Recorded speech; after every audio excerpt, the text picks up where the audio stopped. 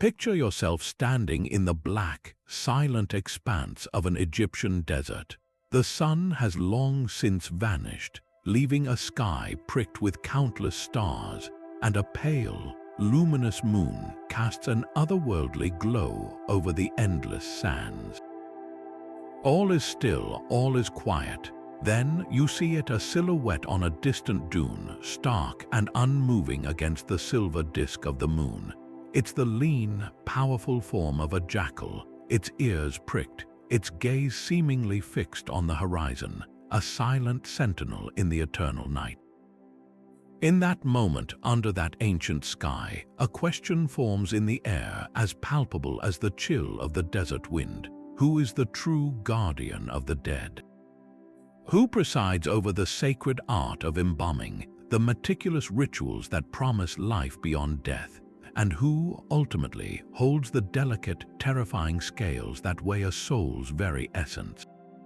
The answer to all these questions has a name that has echoed through tombs and temples for millennia: Anubis. Now, if you're thinking of a grim, hooded figure with a scythe, think again. Anubis is arguably the original and infinitely more fascinating master of the transition from life to the great beyond. Imagine the ultimate funeral director, but one with the head of a wild jackal and the solemn duty of guiding every single soul into the afterlife. His role wasn't about delivering fear, but about offering a sacred, solemn passage. He was the protector of graves, the inventor of mummification, and the divine being who ensured that the journey into the unknown was conducted with precision, reverence, and power. While other gods ruled the sun or the Nile, Anubis held dominion over the most profound mystery of all: what happens to us when our story in this world ends. He wasn't a bringer of death, he was the guardian of the dead, a compassionate guide through the deepest darkness. So, how did a god with the head of a desert scavenger become one of the most crucial and revered figures in all of Egyptian mythology? What secrets lie behind his iconic black skin, a color not of decay but of rebirth and the fertile Nile soil? And what was it really like to stand before him in the Hall of Truth, your heart placed upon a scale against a single feather? This is the story we are about to unravel together. A journey into the heart of ancient beliefs, into tombs sealed for centuries, and into the mind of a civilization that looked into the face of mortality and built an entire theology around conquering it. We are about to meet the god who made mummies, judged souls, and held the keys to eternity. This is the extraordinary story of Anubis. To understand the unique form of Anubis, we have to step into the shoes of an ancient Egyptian and look at the world through their eyes. For them, the desert was not just a barren wasteland. It was the realm of the dead, the vast, silent necropolis where tombs were carved into cliffs and the deceased were laid to rest. And in this stark landscape, one creature was a constant, haunting presence: the jackal. These intelligent, opportunistic animals were frequently seen prowling the edges of burial grounds, digging at the edges of graves, their eerie cries echoing through the night. From our modern perspective, we might see this as a grim omen, a scavenger desecrating the dead. But the ancient Egyptians interpreted this behavior very differently. They saw a creature that was intimately connected with the departed, one that did not fear the stillness of the tomb but seemed to be its eternal guardian. By associating their god of the dead with the jackal, they were essentially co-opting the very spirit of the creature that posed the greatest threat to the physical body. It was a profound act of symbolic magic, turning the potential violator into the ultimate protector. This connection goes even deeper when we consider the jackal's natural behavior. Jackals are creatures of the threshold, thriving in the in-between spaces, the edge of the desert, the border between the fertile land and the barren sands, the twilight hours between day and night. Anubis, in his divine role, presided over the ultimate threshold, the fragile boundary between life and death. The jackal's cunning and adaptability made it the perfect emblem for a god who had to navigate the complex and dangerous journey of the soul through the underworld. He wasn't a brute force, he was a clever guide, a psychopomp who knew all the secret paths and hidden dangers of the Duat, the Egyptian afterlife. His animal form was a constant reminder that he was a master of transitions, a being perfectly at home in the liminal spaces where ordinary rules no longer applied. Yet, the artistic depiction of Anubis transforms this desert scavenger into something truly divine and majestic. He is never shown as a scrawny, wild jackal. Instead, he is portrayed with a sleek, powerful canine body, often tensed and alert, with the distinctive, sharp-eared head of a jackal, painted in a stark, lustrous black. This color choice is one of the most brilliant and misunderstood elements of his iconography. At first glance, you might associate black with death, decay, or mourning. But in the Egyptian worldview, black was the color of fertility and rebirth.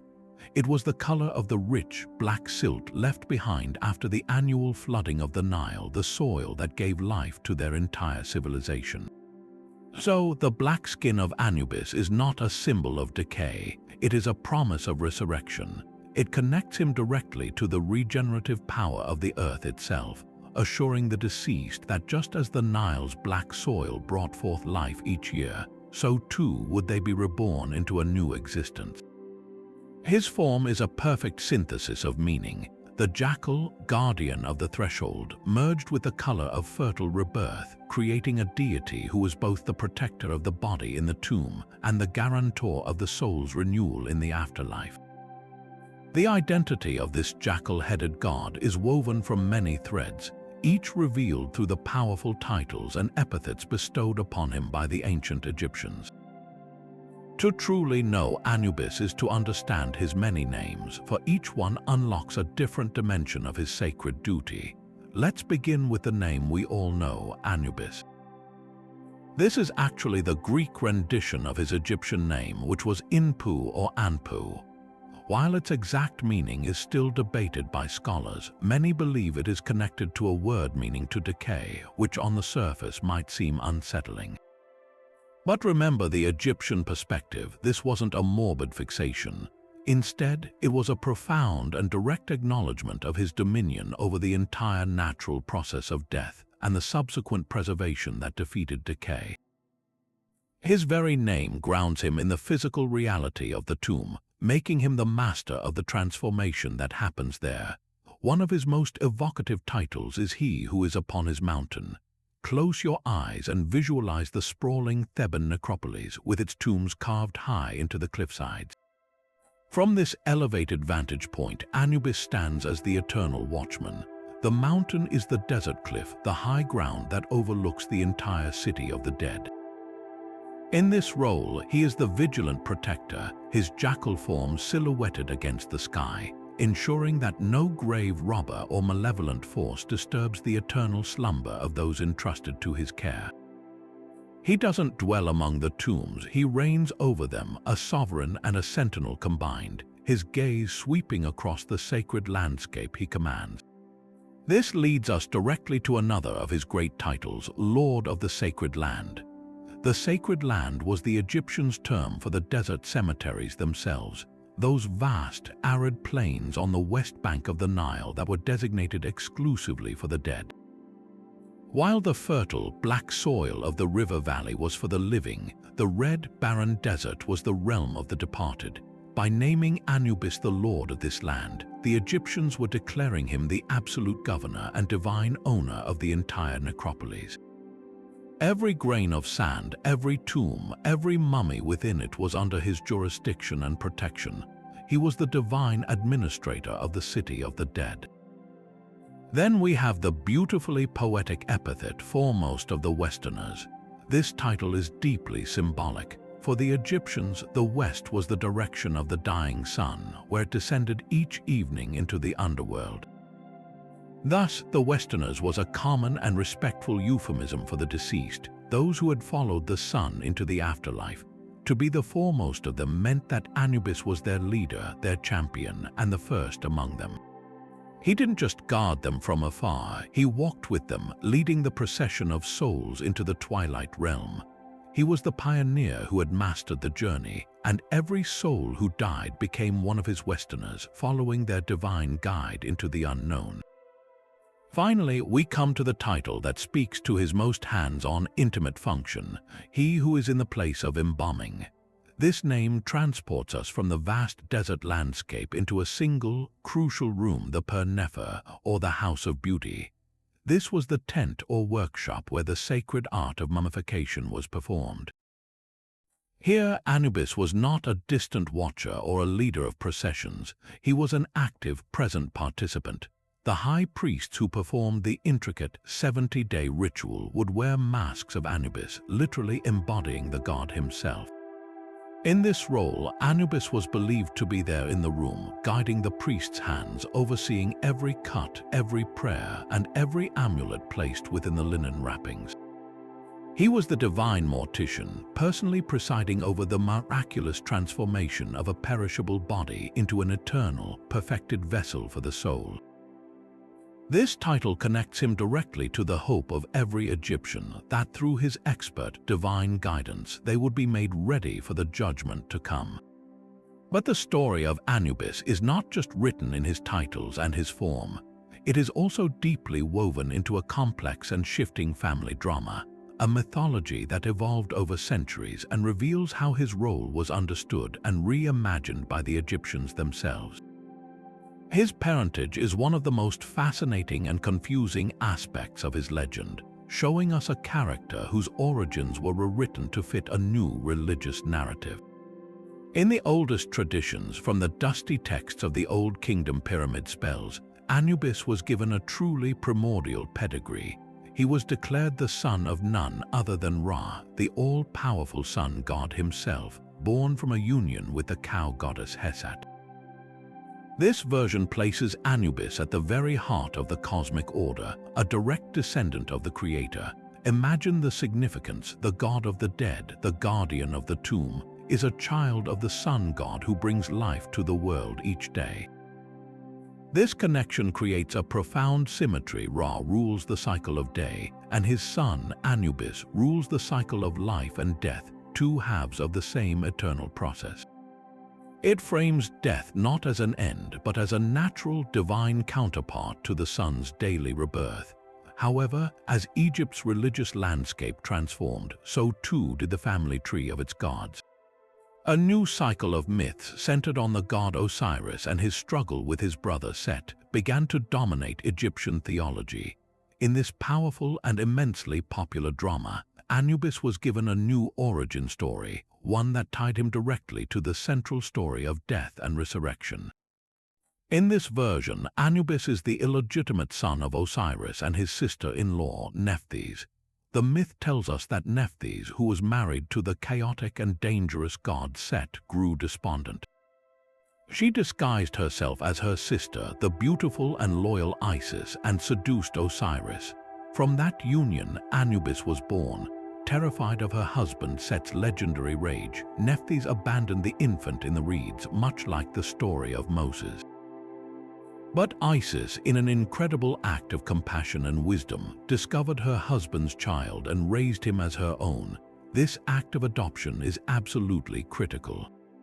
It makes Anubis not an outsider, but a loyal and integral part of the family of Osiris. This new parentage fundamentally recontextualizes Anubis and explains his unwavering loyalty.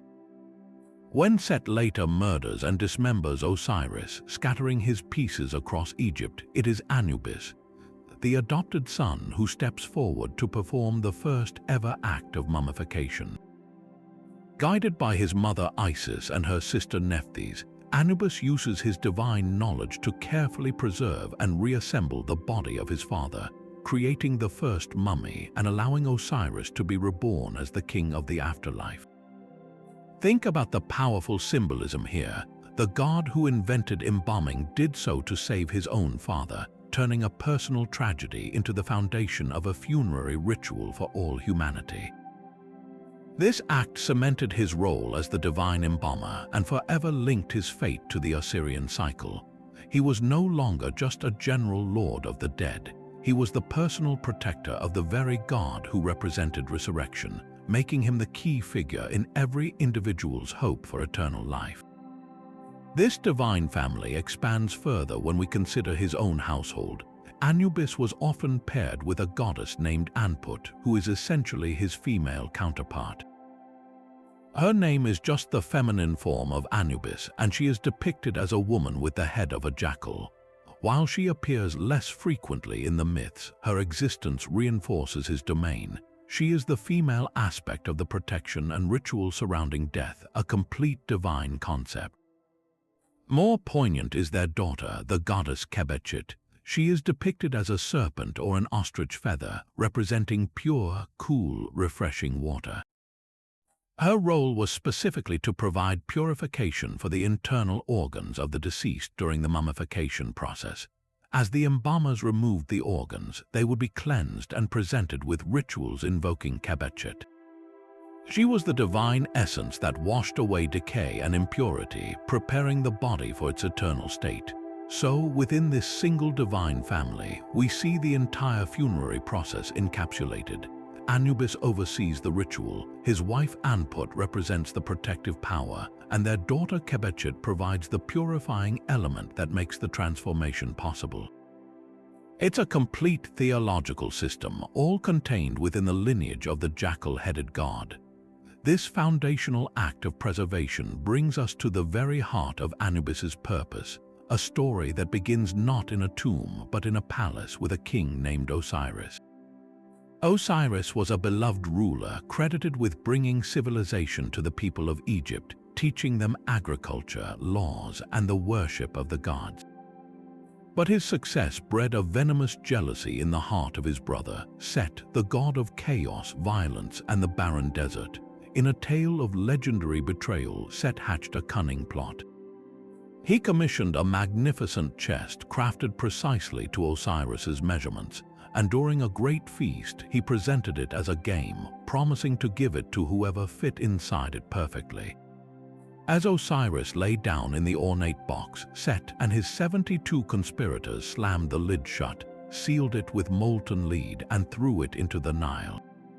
The chest, now a coffin, carried the lifeless body of the great king out into the Mediterranean Sea, eventually coming to rest in the land of Byblos.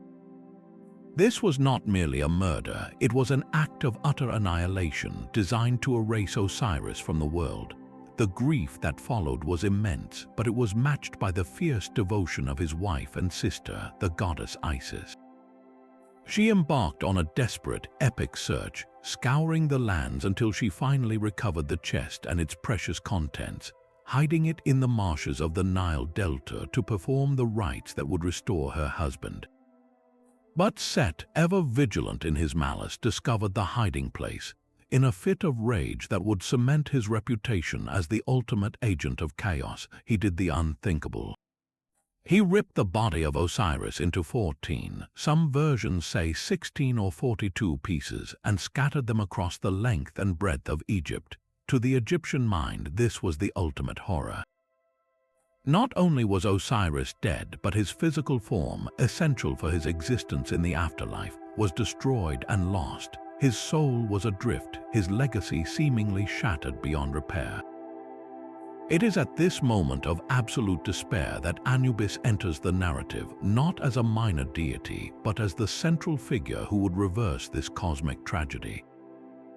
Guided by his mother Isis and his birth mother Nephthys, Anubis set out to recover the scattered parts of his father. One by one, the pieces were found, a limb here, an organ there. Each location would later become a sacred site of worship throughout Egypt. But recovery was only the first step. The body was broken and decay had begun its work. This is where Anubis performed his true miracle. Using his divine knowledge, a wisdom that had never before been applied to a god, he invented the art and science of embalming right there on the riverbank. We can picture the scene: Isis and Nephthys, their wings outstretched in protection, chanting spells of protection and power, while Anubis, with meticulous care, began the process. He would have carefully cleaned each part, anointing the flesh with sacred oils, cedar, myrrh, and palm wine that acted as both preservatives and magical unguents. He then wrapped the reassembled body in strips of the finest linen, but this was no simple binding. As he wound each strip, he whispered potent incantations, weaving magic directly into the very fabric of the wrappings. Amulets of gold and precious stone were placed between the layers over the heart, the eyes, and other vital points, creating a spiritual armor for the body. This act was so much more than a physical preservation. It was a profound act of magical creation. Anubis was not just making a corpse presentable. He was using ritual to construct a new, perfect, and eternal body for Osiris, a body that would never again know decay. The finished form, the first true mummy, was a divine vessel capable of housing the soul for all eternity. It was this perfected form that allowed Osiris to be resurrected, not back into the world of the living, but as the righteous and immortal king of the underworld, the judge of the dead.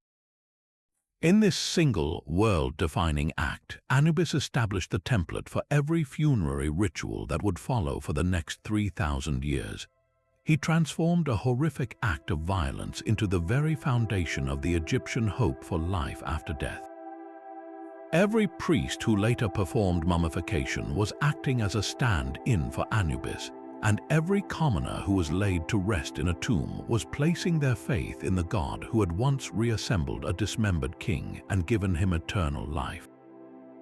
With the body of Osiris perfected and resurrected, the sacred ritual invented by Anubis became the ultimate act of faith for every Egyptian hoping for eternal life. This profound ceremony was performed in a space known as the Pernefer, the House of Beauty, or more plainly, the embalming tent. This was no ordinary workshop. It was a temporary temple, a place of intense magic where the boundary between the mortal world and the divine realm grew thin. And presiding over every single step was Anubis himself. He was not a distant overseer but the spiritual heart of the entire operation. The high priests who performed this delicate 70-day-long procedure did not act on their own authority. They became living vessels for the god. As they began their sacred work, they would don stylized masks of a jackal's head crafted from painted linen or precious metals. In that moment, they were no longer mere mortals. They were the earthly incarnation of Anubis, their hands guided by his divine will, their voices channeling his ancient power. To witness this ritual would have been to see the god of the dead himself walking among men, personally ensuring the soul's safe passage. The process itself was a meticulously choreographed symphony of spirituality and science, with Anubis directing every movement. It began with the purification of the body, a physical and spiritual washing with water from the Nile, symbolizing a return to the primordial waters of creation. Then the most invasive and crucial step would occur. The embalmers would make a precise incision on the left side of the abdomen, but this was not an act of butchery, it was a sacred surgery. As they worked, other priests would chant spells to ward off evil spirits and sanctify the procedure. The internal organs, the liver, lungs, stomach, and intestines were carefully removed. The brain, seen as unimportant for the afterlife, was delicately extracted through the nose using long, hooked bronze tools. The heart, however, was always left meticulously in place. For the Egyptians, the heart was not just an organ.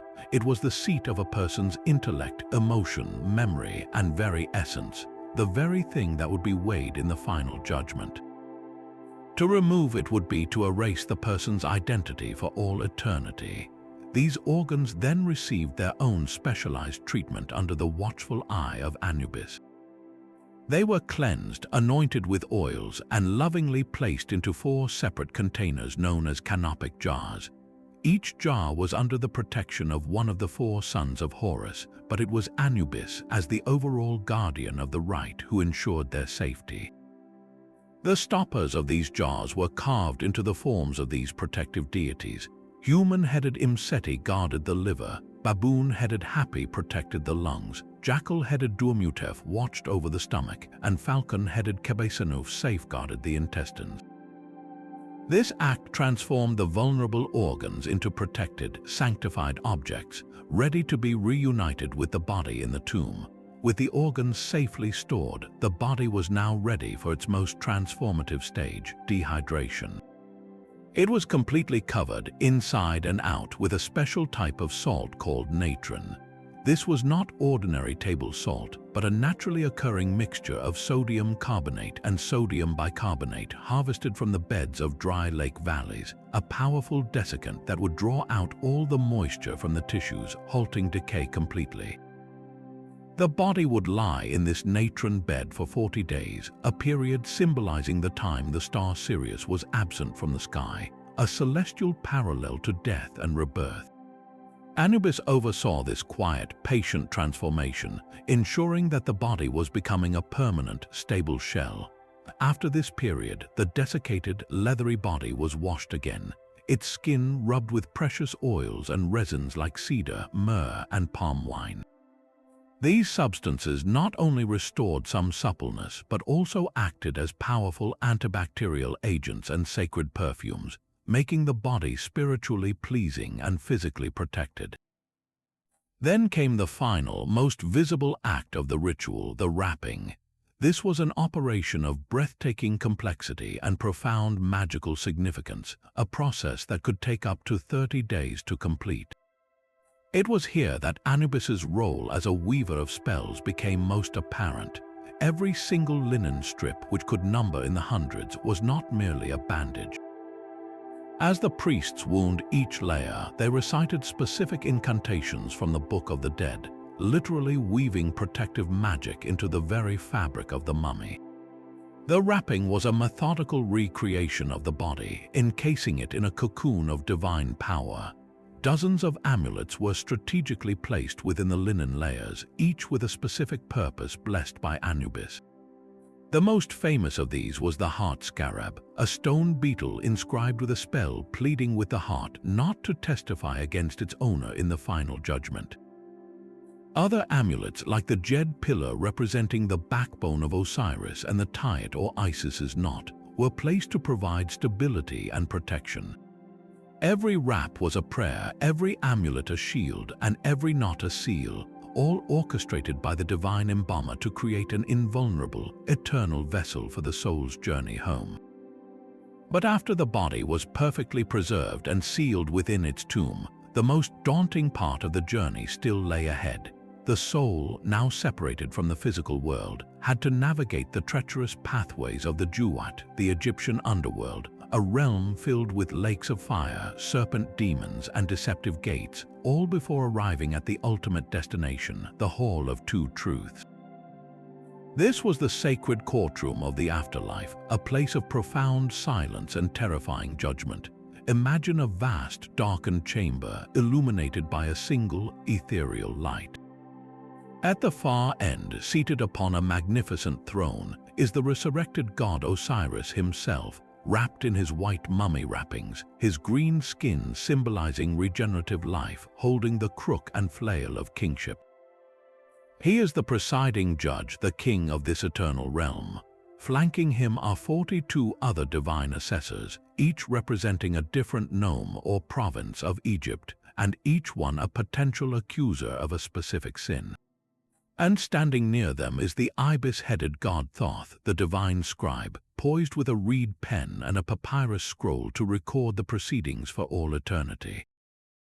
The air in the hall is thick with a palpable, solemn tension.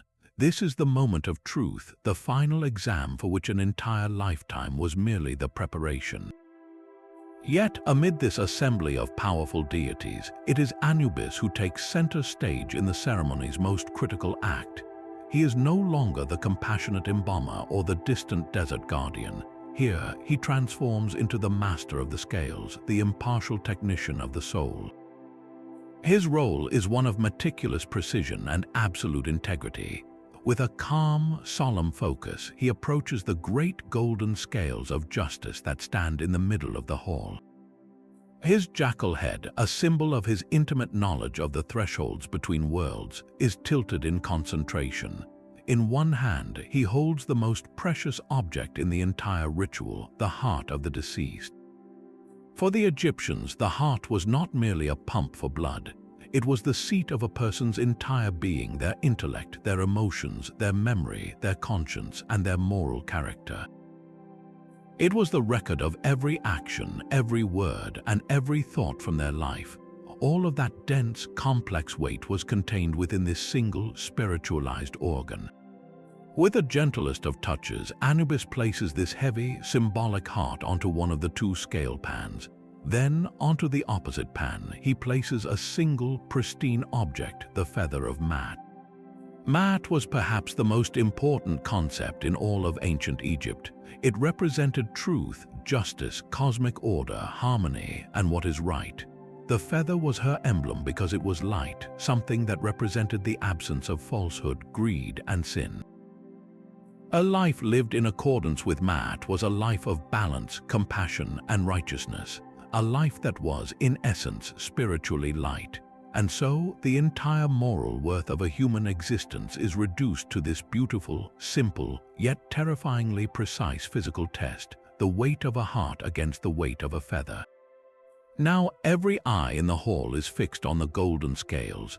The 42 assessors lean forward. Osiris watches, impassive and just, and there, crouching in the shadows just beyond the scales, is the most horrifying creature in Egyptian mythology, Ammit, the devourer of the dead.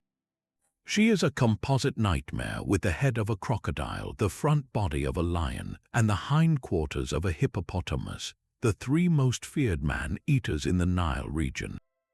She does not move, she does not growl, she simply waits, her crocodile jaws slightly agape, her entire being a manifestation of the ultimate consequence of failure. The tension is absolute. The scales begin to move, trembling slightly as they seek their balance. This is the moment of pure, unadulterated truth. If the heart, burdened with lies, violence, or selfishness, is heavier than the feather, the scales will tip. Anubis, the impartial operator, will observe the imbalance and report the result. There is no appeal, no second chance. With a swift and final motion, the monstrous Ammit would lunge forward, seize the heavy heart, and devour it completely. This was the second death, a total and final annihilation of the soul, an erasure from existence so complete that not even a memory would remain. But if the heart is truly pure, if it is as light as the feather itself, then the scales will achieve a perfect, beautiful balance.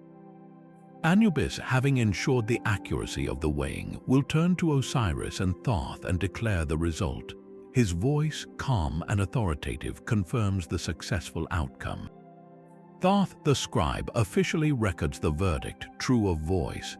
This was the ultimate accolade, a declaration that the deceased had spoken truthfully in their denial of the 42 sins and had lived a life in harmony with Maat. It is only upon this confirmation from Anubis, the master of the scales, that Osiris smiles and grants the soul permission to enter the blissful, eternal paradise known as the Field of Reeds. In this final, climactic role, Anubis embodies a profound duality. He is both the compassionate guide who shepherded the soul this far and the unflinching arbiter of a cosmic law from which no one, not even a pharaoh, is exempt. His impartiality is his ultimate gift, for it makes the reward of eternal life not a matter of divine whim, but a prize earned through a life of genuine virtue. Beyond the silent drama of the scales, Anubis held a role that was far more immediate and practical for every single Egyptian who ever laid a loved one to rest. He was the eternal guardian, the divine security system for the dead, a presence so vital that his protection was woven directly into the very bricks of the tomb and the wrappings of the mummy itself. Imagine the profound anxiety of an ancient Egyptian family. They had spent their entire lives preparing for the afterlife, investing enormous resources in a tomb, offerings, and a proper mummification. But what if all that preparation was for nothing? What if a grave robber broke in, stealing the precious amulets and disturbing the body? Or worse, what if a malevolent spirit or demon found its way into the dark chamber and attacked the vulnerable soul? This fear of post-mortem violation was a constant shadow, and it was Anubis, the jackal of the desert, who stood as the one deity powerful enough to dispel it. His guardianship was not a passive concept, it was an active, invoked force. Spells from the pyramid texts, the coffin texts, and later the Book of the Dead are filled with direct appeals to Anubis, calling upon him by his most fearsome titles to stand watch. A typical spell might read something like, "O Anubis, who is upon his mountain, may you secure this tomb for me. May you prevent any wrongdoer from entering." These weren't gentle prayers, they were potent, magical commands intended to compel the god's protection. But the Egyptians didn't stop at words alone. They physically embedded his power into the burial. Amulets carved from faience or semi-precious stones in the shape of a recumbent jackal were commonly placed within the mummy's bindings. Just as a modern security system might have a company's logo displayed as a deterrent, this small, powerful symbol served as a clear warning to any spiritual intruder. This body is under the protection of the Lord of the sacred land. Do not approach. His image was also painted or carved onto the walls of the tomb chamber and even on the elaborate wooden coffins, creating a sacred, fortified space where his watchful eyes were always present. This protection was absolutely essential for the ongoing existence of the deceased's ka, one of the 5 core components of a person's soul. The ka can be thought of as an individual's vital life force or spiritual double, a kind of astral battery that needed to be regularly recharged. It was born with the person and stayed closely connected to the body after death, but the ka was not a prisoner in the tomb. It needed the freedom to move, to leave the burial chamber and travel to the offering chapel where families would leave bread, beer, and other sustenance. However, this mobility made the ka incredibly vulnerable. If the body was desecrated or destroyed, the ka would have no home to return to, no anchor in the physical world. It would wander, lost and powerless, until it eventually faded away into nothingness. A disturbed tomb meant a homeless ka, and a homeless ka meant a final, irreversible death. This is why Anubis's role as protector was so deeply fundamental. He wasn't just guarding a corpse, he was safeguarding the very station where the soul's battery could recharge, ensuring the ka could safely commute between its eternal home and the source of its nourishment. He was the guarantor of the soul's continued, active existence. Think of the entire tomb complex not as a mere burial site, but as a sophisticated spiritual power station. The hidden burial chamber where the sarcophagus lay was the inner sanctum, the charging dock for the ka. The offering chapel above ground was the public interface where the living could deliver the necessary energy in the form of food and prayer. The path between them was a sacred conduit. Anubis's duty was to protect this entire system. He secured the perimeter against grave robbers whose greed could shatter the physical anchor. He stood guard against chaotic spirits that might attack the ka on its journey. He ensured the integrity of the entire operation. In this capacity, Anubis becomes a god of profound comfort to the living as well. By entrusting their dead to him, families could rest assured that their offerings would reach their loved ones, that their ancestors remained active and powerful members of the spiritual community, and that the immense investment of a tomb would serve its purpose for eternity. He was the silent, unwavering sentinel in the darkness, allowing both the living and the dead to sleep in peace. This profound connection between the guardian of the dead and the ruler of the living was perhaps most powerfully demonstrated in the sacred treatment of the pharaohs themselves. For the king of Egypt, death was not an end to his divine duty but its ultimate transformation, and no deity was more critical to this metamorphosis than Anubis. While every Egyptian hoped for his guidance, the pharaoh's journey was a state affair of cosmic importance, and Anubis served as the divine embalmer-in-chief, personally responsible for the king's mummification.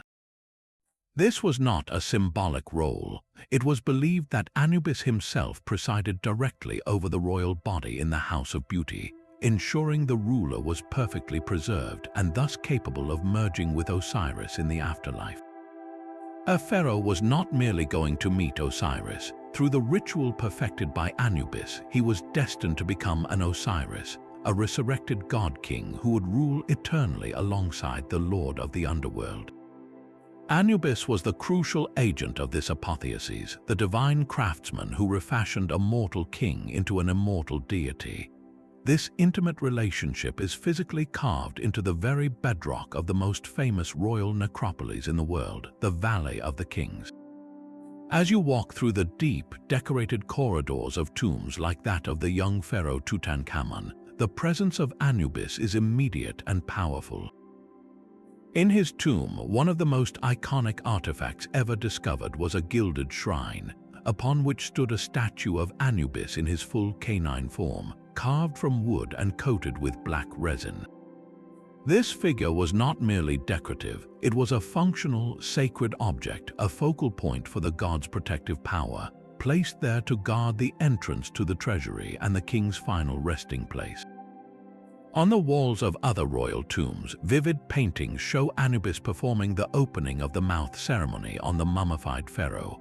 This ritual, which involved touching the mouth and eyes of the mummy with special instruments, was believed to restore the senses of the deceased, allowing them to see, hear, speak, and eat in the next life.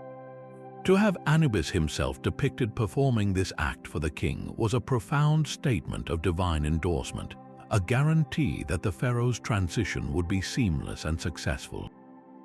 Specific rulers throughout Egyptian history went to great lengths to emphasize their unique bond with the jackal-headed god, understanding that this connection was a powerful source of legitimacy. In the grand funerary complex of the female pharaoh Hatshepsut at Deir el-Bahri, inscriptions and reliefs repeatedly invoke Anubis, highlighting his role as her protector and guide. She strategically aligned herself with him to reinforce her authority, a reign that sometimes required extra divine backing. 1,000 years earlier, the pharaohs of the Middle Kingdom inscribed letters to the dead on pottery bowls which were placed in tombs. These were direct messages from the living to their deceased relatives, often asking for intercession. For a pharaoh, this concept was elevated. By securing the favor of Anubis, the king was ensuring not only his own resurrection, but also his continued ability to act as an intermediary for his people from the afterlife. His connection to Anubis legitimized his divine right to rule even in death, proving that his power was eternal and sanctioned by the very gods who controlled the cosmos. This relationship created a powerful theological loop that reinforced the entire structure of Egyptian kingship. The myth stated that Anubis had mummified and restored Osiris, the first divine king. In the funeral of every subsequent pharaoh, the same god performed the same service. Therefore, each royal burial was a reenactment of that primordial, world-defining event. The high priest wearing the jackal mask wasn't just playing a part. He was channeling Anubis, who was once again mummifying Osiris in the person of the dead king. This ritual drama transformed the pharaoh's death from a national tragedy into a cosmic necessity, a repeat of the victory of order over chaos. By linking the king's fate so directly to the Osirian myth through the hands of Anubis, the priesthood and the state were making a bold claim. The reigning pharaoh was the living heir to Osiris, and his successful resurrection was essential for the continued stability of the universe, for the rising of the sun, and for the flooding of the Nile. Anubis was the linchpin in this divine machinery, the guarantor that the cycle of death and rebirth for both the king and the kingdom would continue unbroken for all eternity. Yet even a god as central and powerful as Anubis was not immune to the shifting tides of theology and politics. His story is one of fascinating evolution, a journey from being the supreme lord of the dead to a crucial, specialized minister. To understand this shift, we must travel back to the very dawn of Egyptian statehood, to the era known as the Old Kingdom. In this age, when the great pyramids were being raised towards the sun, Anubis reigned supreme in matters of death. He was the undisputed master of the necropolis, the ultimate protector and guide. The earliest funerary texts we have, the pyramid texts carved deep within the burial chambers of pharaohs, are filled with spells invoking Anubis directly. He is called upon to protect the royal mummy, to provide offerings, and to secure the tomb. In these ancient writings, Osiris is present, but his role is often more passive or tied to fertility. Anubis was the active, hands-on deity you called upon when someone died. He was the primary god of the afterlife, a figure of immense and unquestioned authority who held the keys to the underworld for the king. The turning point began with the slow, steady ascent of a rival cult, that of Osiris. While the myth of Osiris's murder and resurrection existed in earlier times, it was during the political and social upheavals of the Middle Kingdom that his worship truly exploded in popularity. The Osiris story was powerful because it was deeply human. It was a dramatic epic of betrayal, love, loss, and ultimate triumph over death. Osiris was not just a distant, fearsome god of the dead. He was a murdered king who had been resurrected, a god who understood suffering and offered the hope of new life. This narrative of personal resurrection was incredibly compelling to the common people. During the Old Kingdom, the elaborate pyramid texts and the promise of an afterlife were largely the privilege of the pharaoh and the highest elites. But the Osiris cult democratized the afterlife. It promised that every person, not just the king, could become an Osiris upon their death and live eternally in the field of reeds, provided they lived a just life and passed the final judgment. This was a religious revolution, and it required a central, relatable figurehead, a resurrected king to identify with. Anubis, as a mysterious jackal god, did not offer that same personal connection. So, what happens to a top god when a new, more popular deity rises to take the crown? In a remarkably smooth and pragmatic theological adjustment, Anubis was not demoted so much as he was repositioned. The existing mythology provided the perfect framework. Since Anubis was the one who had mummified and reassembled Osiris, it was a logical and respectful step to now cast him as the loyal servant of the very king he had resurrected. Osiris became the enthroned, judging king of the underworld, the eternal pharaoh of the dead. Anubis, in turn, became his chief minister, his vizier, and the master of ceremonies in the Hall of Judgment. Think of it like a corporate restructuring. Osiris became the CEO, the public face of the company, while Anubis remained the indispensable chief operating officer, the one who actually made sure all the complex, day-to-day operations ran perfectly. He was the one with the specialized knowledge that even the boss relied upon. This new role did not diminish his importance. In many ways, it made him more essential than ever. Now he was the direct link between every single soul and the great god Osiris. He was the one who escorted you into the hall, who operated the scales, who verified the result, and who presented you to the judge. He became the gatekeeper and the chief ritualist. This shift also reflects a broader trend in Egyptian society. As the state bureaucracy grew more complex, the concept of a divine bureaucracy in the afterlife grew with it. The underworld needed a clear chain of command. Having a supreme king, Osiris, and a hands-on vizier, Anubis, mirrored the earthly structure of Pharaoh and his chief official. This made the entire system feel more orderly, more familiar, and more manageable. The common Egyptian could now approach the afterlife with a clearer understanding of the process. You would be guided by Anubis and judged by Osiris. Anubis's authority was now derived from Osiris, but his power and expertise remained utterly vital.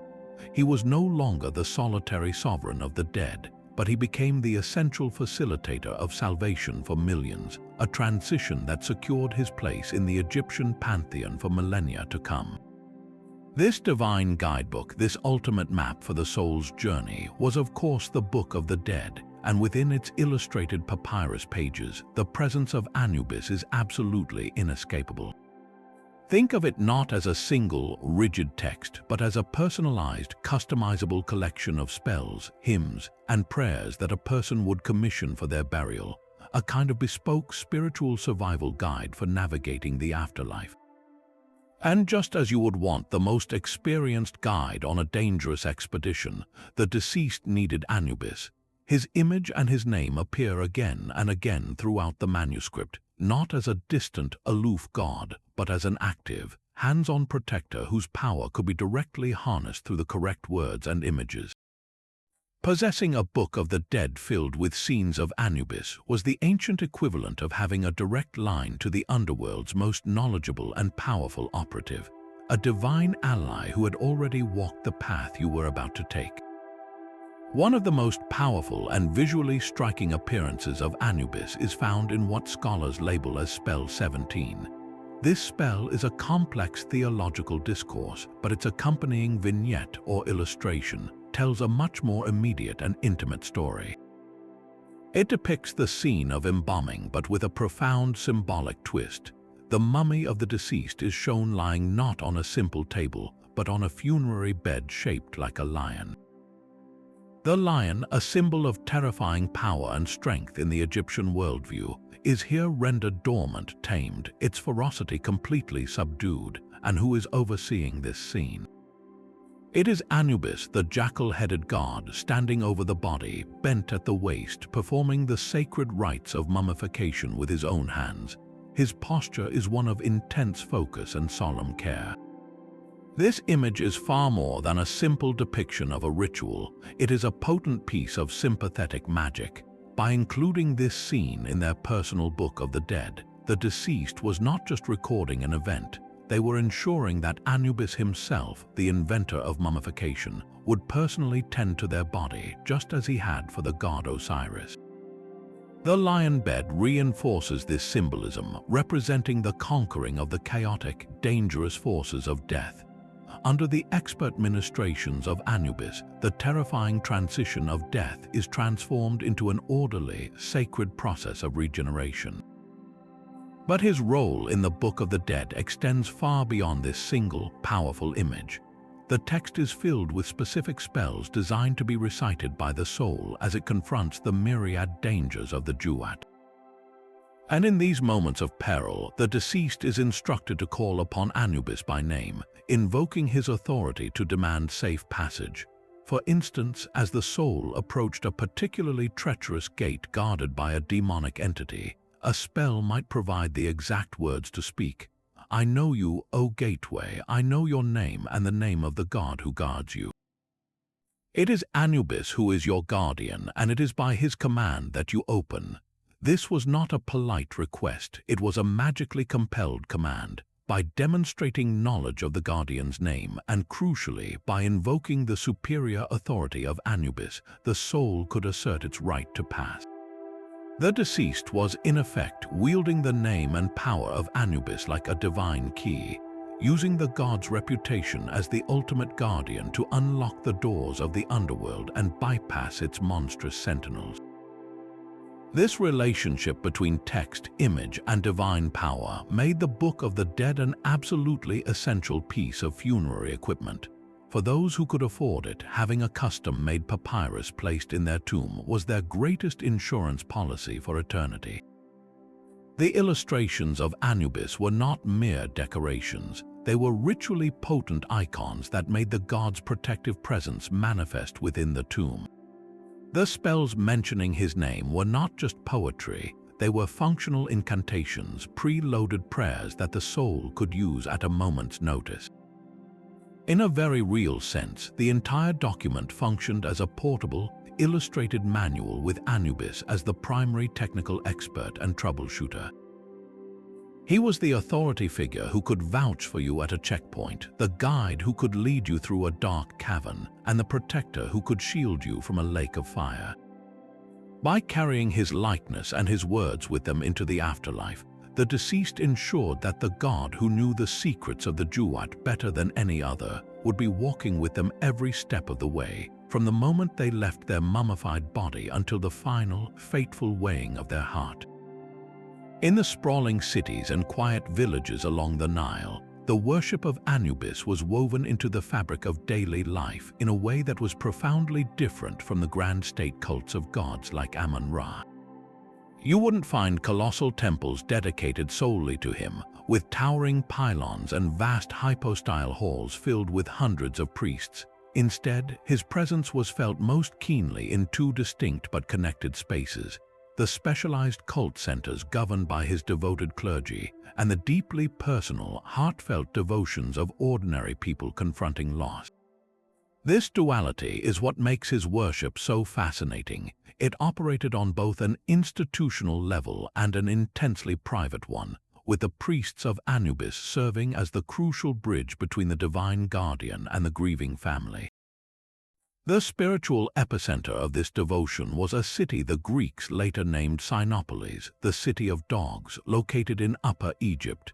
Imagine a settlement where the jackal-headed god wasn't just one deity among many, but the patron and sovereign. This was a sacred landscape, a place where the line between the animal and the divine was intentionally blurred.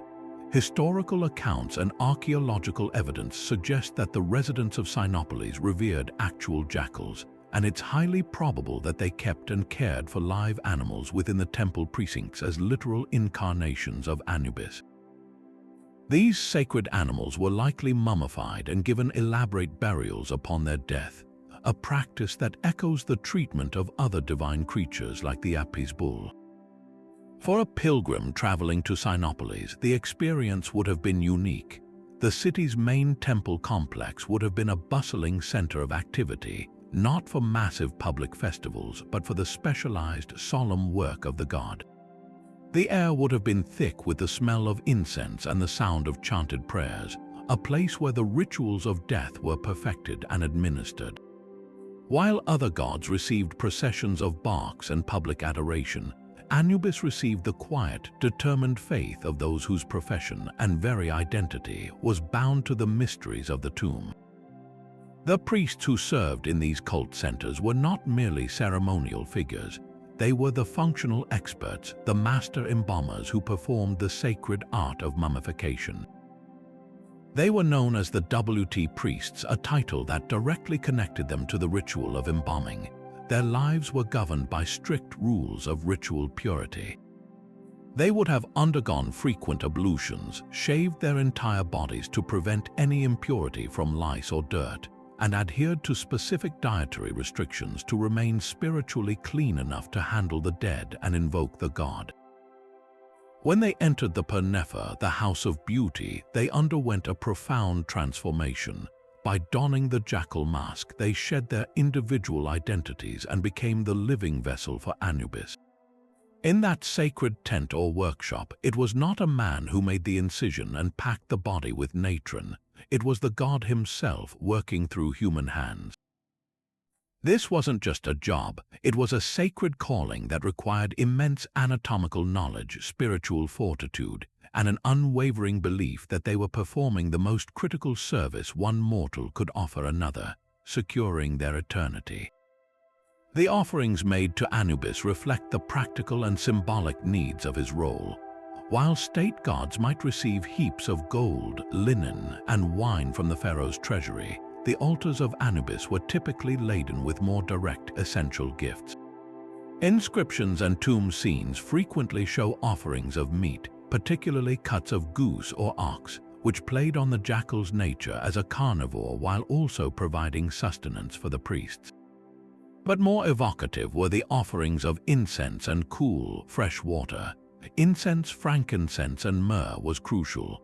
Its smoke was believed to carry prayers directly to the gods, and its sweet, pervasive scent served the very practical purpose of masking the odors of decomposition in the embalming house, purifying the air both physically and spiritually. The offering of cool water, however, was one of the most beautiful and common rites in all of Egyptian religion. In a hot, arid land, water was the ultimate symbol of life and refreshment. To pour out a libation of cool, clear water for Anubis was to ask the god to provide that same life-giving refreshment to the weary, disoriented soul of the deceased in the hot, dusty landscape of the underworld. It was a simple act, but one brimming with profound meaning and hope. Ultimately, the most powerful aspect of the cult of Anubis was its profoundly personal nature. For the average Egyptian, their most direct and emotionally charged interaction with the god didn't happen in a grand temple in Sinopolis, but at the edge of a freshly sealed tomb. After the 70-day-long ordeal of mummification was complete, the family would participate in a final, essential rite known as the opening of the mouth ceremony, often performed by a priest embodying Anubis. This ritual, which used specialized tools to touch the mouth and eyes of the mummy's statue or mask, was believed to restore the senses of the deceased, allowing them to see, hear, breathe, and eat in the afterlife. At this moment, as the family watched the priest, as Anubis, restore their loved one to a state of awareness, the divine became immediate. They weren't praying to a distant, abstract power. They were witnessing the god of the dead personally reanimating their father, mother, or child. This created an unbreakable bond of gratitude and faith. From that day forward, every time a family member visited the tomb's offering chapel to leave a loaf of bread or a jug of beer, their prayers would be addressed to both their ancestor and to Anubis, the eternal guardian who kept watch. His worship was therefore inextricably linked to ancestor veneration, making him a permanent, protective presence in the lives of the living, a silent partner in the enduring relationship between a family and those who had passed into his care. To fully grasp Anubis's place in the cosmic order, we must see him not as a solitary figure, but as a crucial node in a vast and intricate divine network, a celestial bureaucracy where every deity had a specific portfolio and purpose. His relationships with other gods defined his authority and illuminated the delicate balance the Egyptians saw between order and chaos, death and life. At the very center of this network stands his most defining relationship, his service to Osiris. After Osiris's resurrection, Anubis's role shifted from independent lord of the dead to the chief minister of the underworld king. Think of Osiris as the divine pharaoh of the afterlife, the eternal judge who delivers the final verdict. Anubis, then, is his most trusted vizier, the head of security, the master of ceremonies, and the chief ritualist, all rolled into one. He is the one who ensures the king's court functions flawlessly, who prepares the souls for their audience, and who operates the sacred machinery of judgment. This relationship wasn't a demotion, it was a specialization. It gave the afterlife a clear, hierarchical structure that mirrored the Egyptian state itself, providing comfort through familiarity. Anubis handled the complex, hands-on work of transition, while Osiris embodied the ultimate, righteous outcome. This loyalty to Osiris was forged in the fires of family drama, deeply entwined with the powerful goddesses Isis and Nephthys. From Isis, his adoptive mother, Anubis received compassion and legitimacy. Her decision to raise her husband's illegitimate son was an act of profound wisdom and mercy that bound Anubis to her and her cause eternally. He was not an outsider in the Osirian family. He was a loyal son, forever indebted to the mother who saved him. This bond explains his unwavering dedication in helping Isis reassemble and restore Osiris. His connection to his birth mother, Nephthys, is more complex but equally significant. As the wife of the chaotic god Set, Nephthys inhabited a space of sorrow and conflict. Her union with Osiris that produced Anubis was an act of rebellion against chaos itself, making Anubis a living symbol of order emerging from disorder. Both goddesses are eternally present in funerary scenes, often depicted as winged kites mourning at the head and foot of the bier. Their protective presence a constant in the journey Anubis oversees.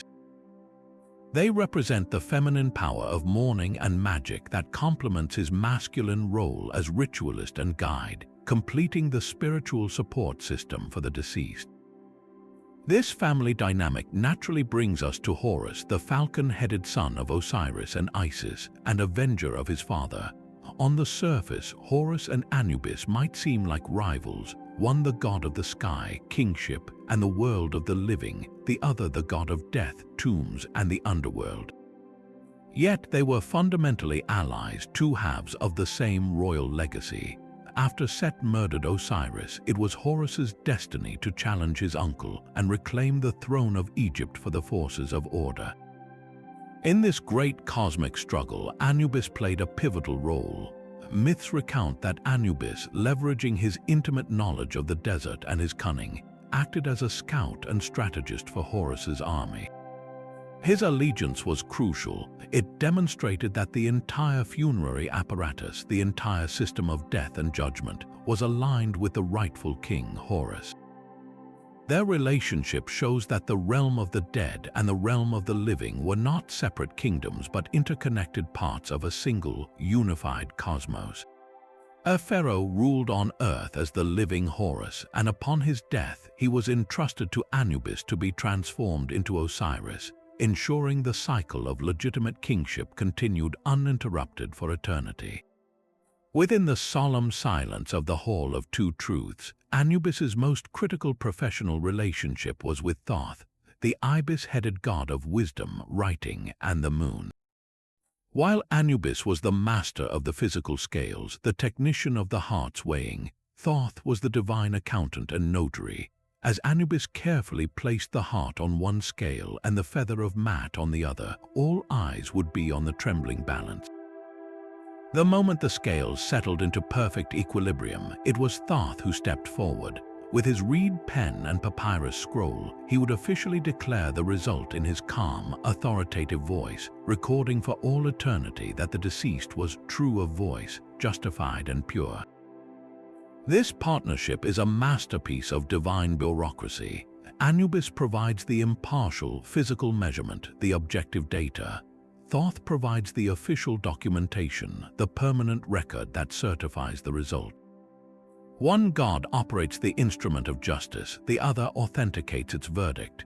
They are a perfect team, ensuring that the most momentous decision of a soul's existence is both procedurally flawless and meticulously documented, leaving no room for doubt or appeal. The most stark contrast in Anubis's divine network is his opposition to Set, the god of chaos, storms, and the barren desert.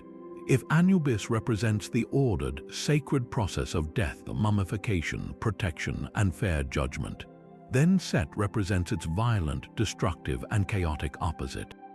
Set was the one who murdered and dismembered Osiris, an act that sought to obliterate the very concept of an orderly afterlife. Anubis, by inventing mummification to put Osiris back together, became the living antidote to Set's chaos. He was the embodiment of the Egyptian belief that through ritual and order, the terrifying void of death could be transformed into a pathway to eternal life.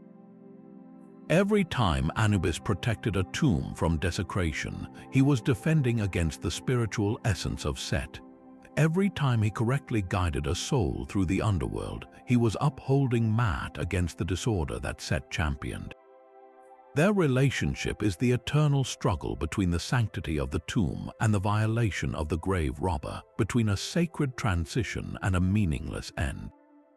Finally, to understand Anubis completely, we must introduce his often overlooked counterpart, Wepwat, the opener of the ways. Wepwat was also a jackal or wolf-headed deity, associated with war and funerary rites, and sometimes viewed as a brother or a different aspect of Anubis himself. While their iconography is similar, their roles were distinct. Wepwat was a scout, a pathfinder for armies and for souls. His name means opener of the ways, and he was believed to run ahead, clearing the path of obstacles and enemies. In a military context, Wepwat would march before the pharaoh's army. In a funerary context, he would lead the procession of the deceased through the dangerous Juwat, acting as the vanguard while Anubis served as the primary guide and protector. Think of Wepwat as the pioneering scout who maps the route and secures the perimeter, while Anubis is the main guide who walks directly with the soul, ensuring its safe passage every step of the way. This partnership illustrates the Egyptians' meticulous approach to the afterlife journey. They assigned multiple specialized deities to ensure that no part of the process, from scouting the path to weighing the heart, was left to chance.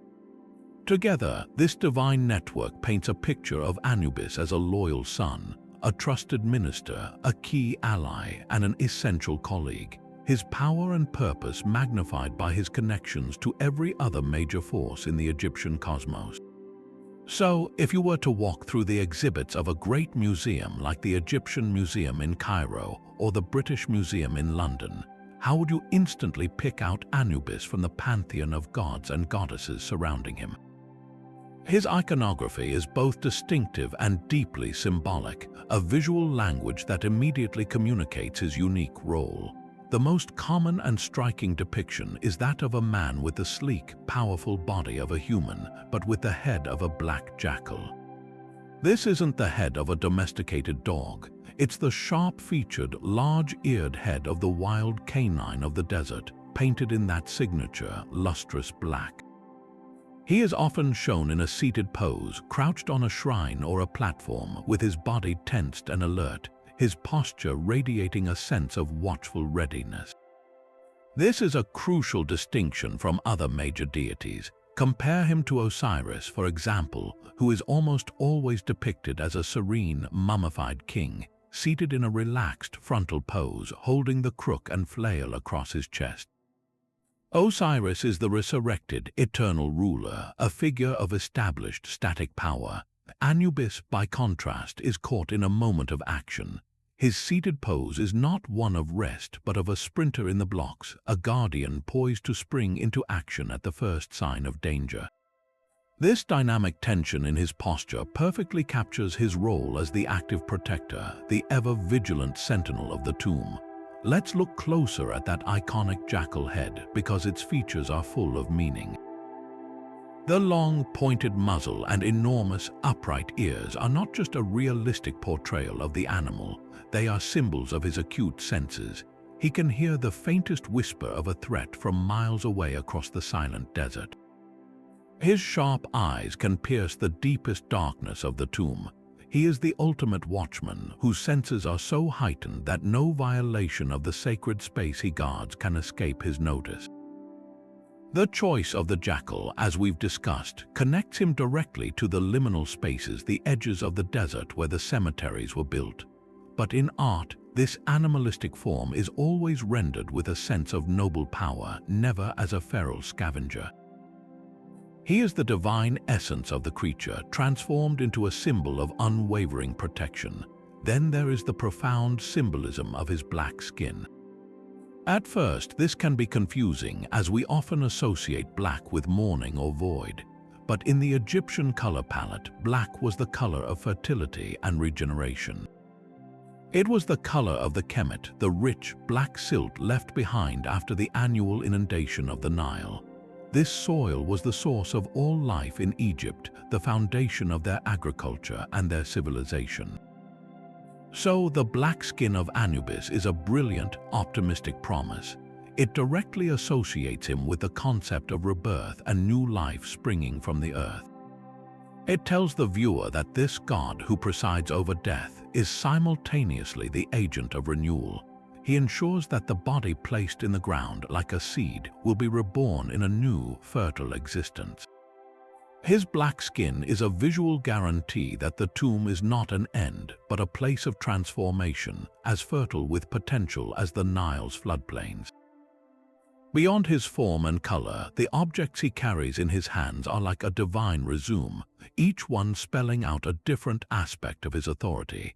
In many statues and wall paintings, you will see him gripping the scepter. This is a long staff, often forked at the bottom, with a stylized animal head at the top, usually that of a canine like a jackal or a fox. The scepter was a universal symbol of power and dominion, held by both gods and pharaohs. When Anubis holds it, he is proclaiming his rule over the necropolis. The sacred land of the dead is his domain, and his power is absolute within it. In his other hand, you will frequently find the Ankh, the famous looped cross symbol that represents life and eternal existence. This is incredibly significant. The god of the dead and mummification is not holding a weapon or a tool of destruction. He is holding the very symbol of life itself. This powerfully reinforces his role not as an ender of life, but as a guarantor of its continuation. He holds the key to eternal life, offering it to those who have been properly prepared through the rituals he oversees. The juxtaposition is poignant. The guardian of the dead carries the sign of life, promising that the two concepts are inextricably linked. A third object he is sometimes shown with is the flail, a short rod with 3 attached strands of beads or cord. This was an ancient agricultural tool used for threshing grain, but in a royal and divine context, it became a symbol of authority and sovereignty. When associated with Anubis, it underscores his role as the judge and ruler in the afterlife. It is a reminder that he carries the authority to command, to direct souls, and to maintain order in his realm, just as Osiris does with the crook and flail. So, the next time you see an Egyptian artifact, look for this combination. A black, jackal-headed figure in an alert seated pose, often holding the staff of power, the key of life, and the emblem of his righteous authority. You'll be looking directly at the divine guardian who made the journey into the afterlife a sacred promise, not a terrifying end. But the story of Anubis did not end at the borders of Egypt.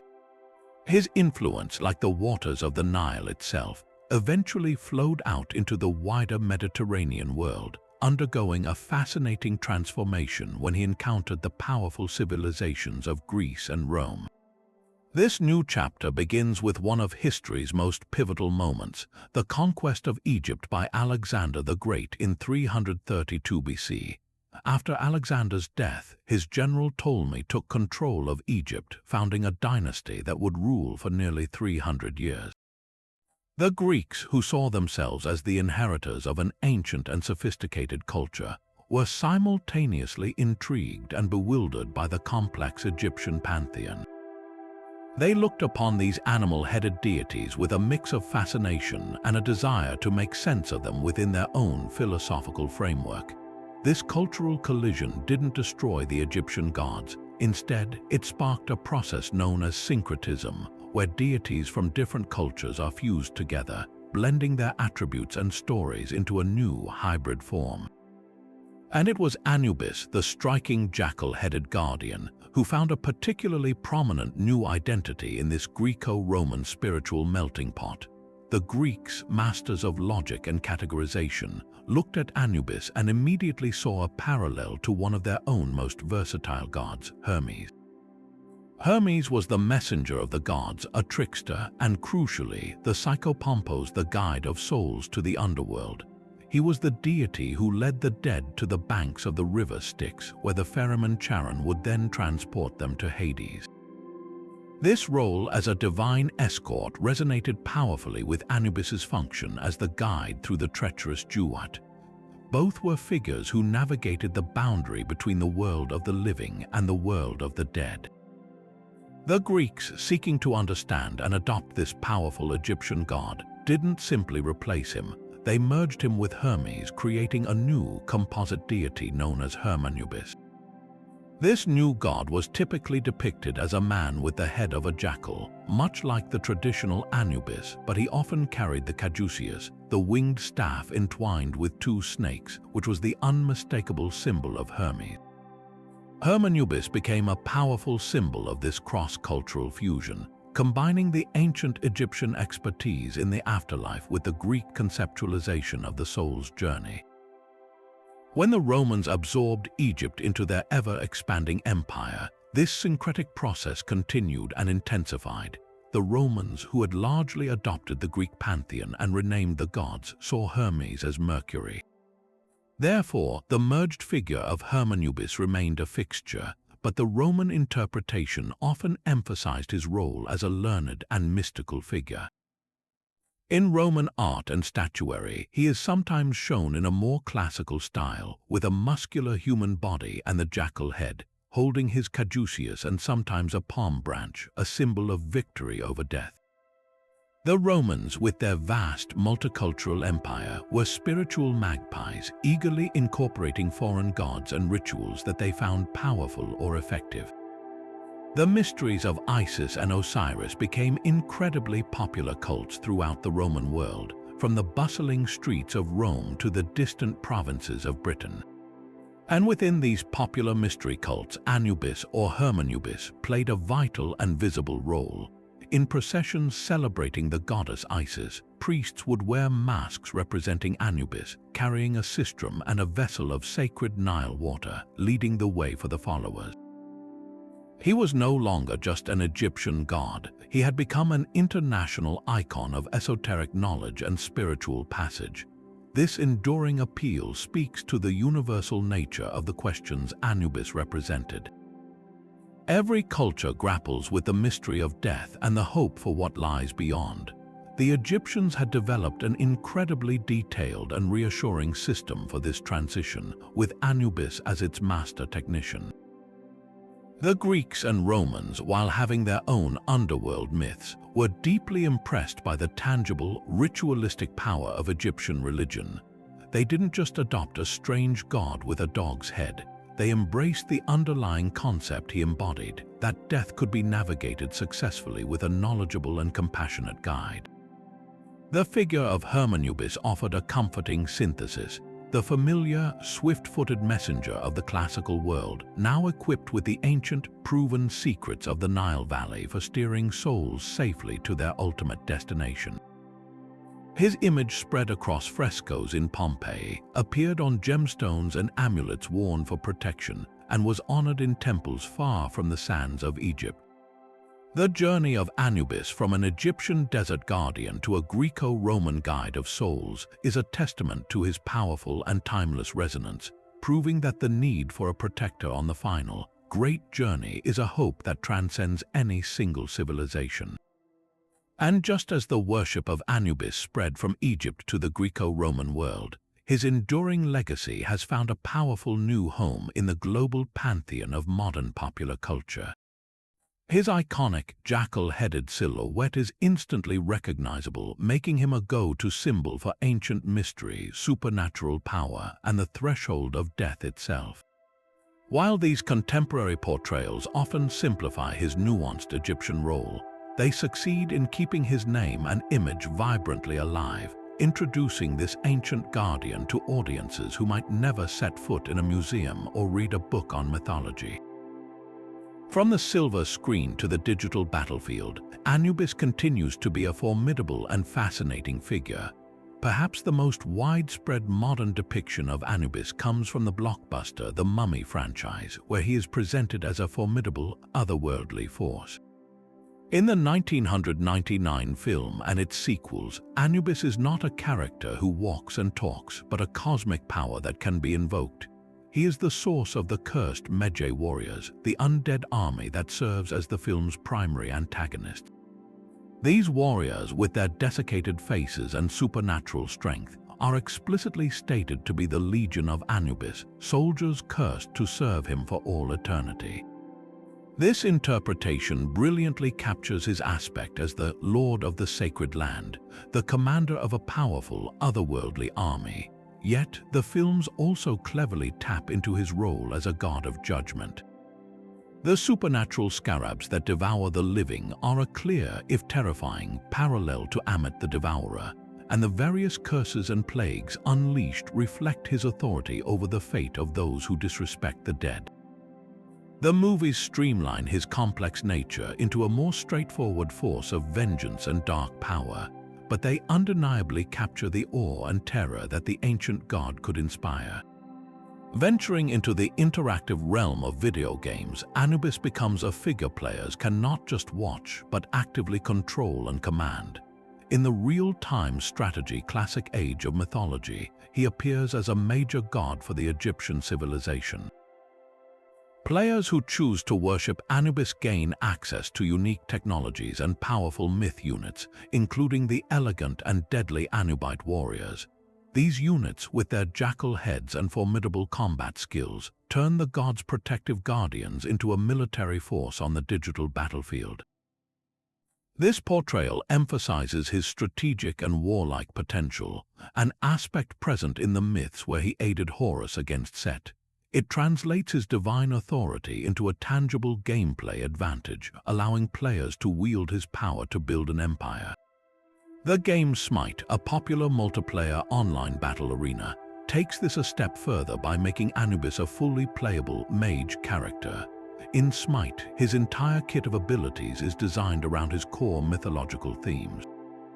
He can wrap enemies in bandages, a direct reference to mummification, and his ultimate ability unleashes a devastating beam of energy from his eyes, representing his fierce, judging gaze. What's fascinating about his portrayal in Smite is how it blends the dark and light sides of his nature. While his abilities are visually menacing and deal immense damage, his official in-game description and community perception often highlight his role as a protector and guide. This creates a more layered interpretation than a simple villain archetype, acknowledging the duality that made him so compelling to the ancient Egyptians. He is both a fearsome judge and a necessary guardian. Beyond these major franchises, the influence of Anubis permeates countless other corners of modern media.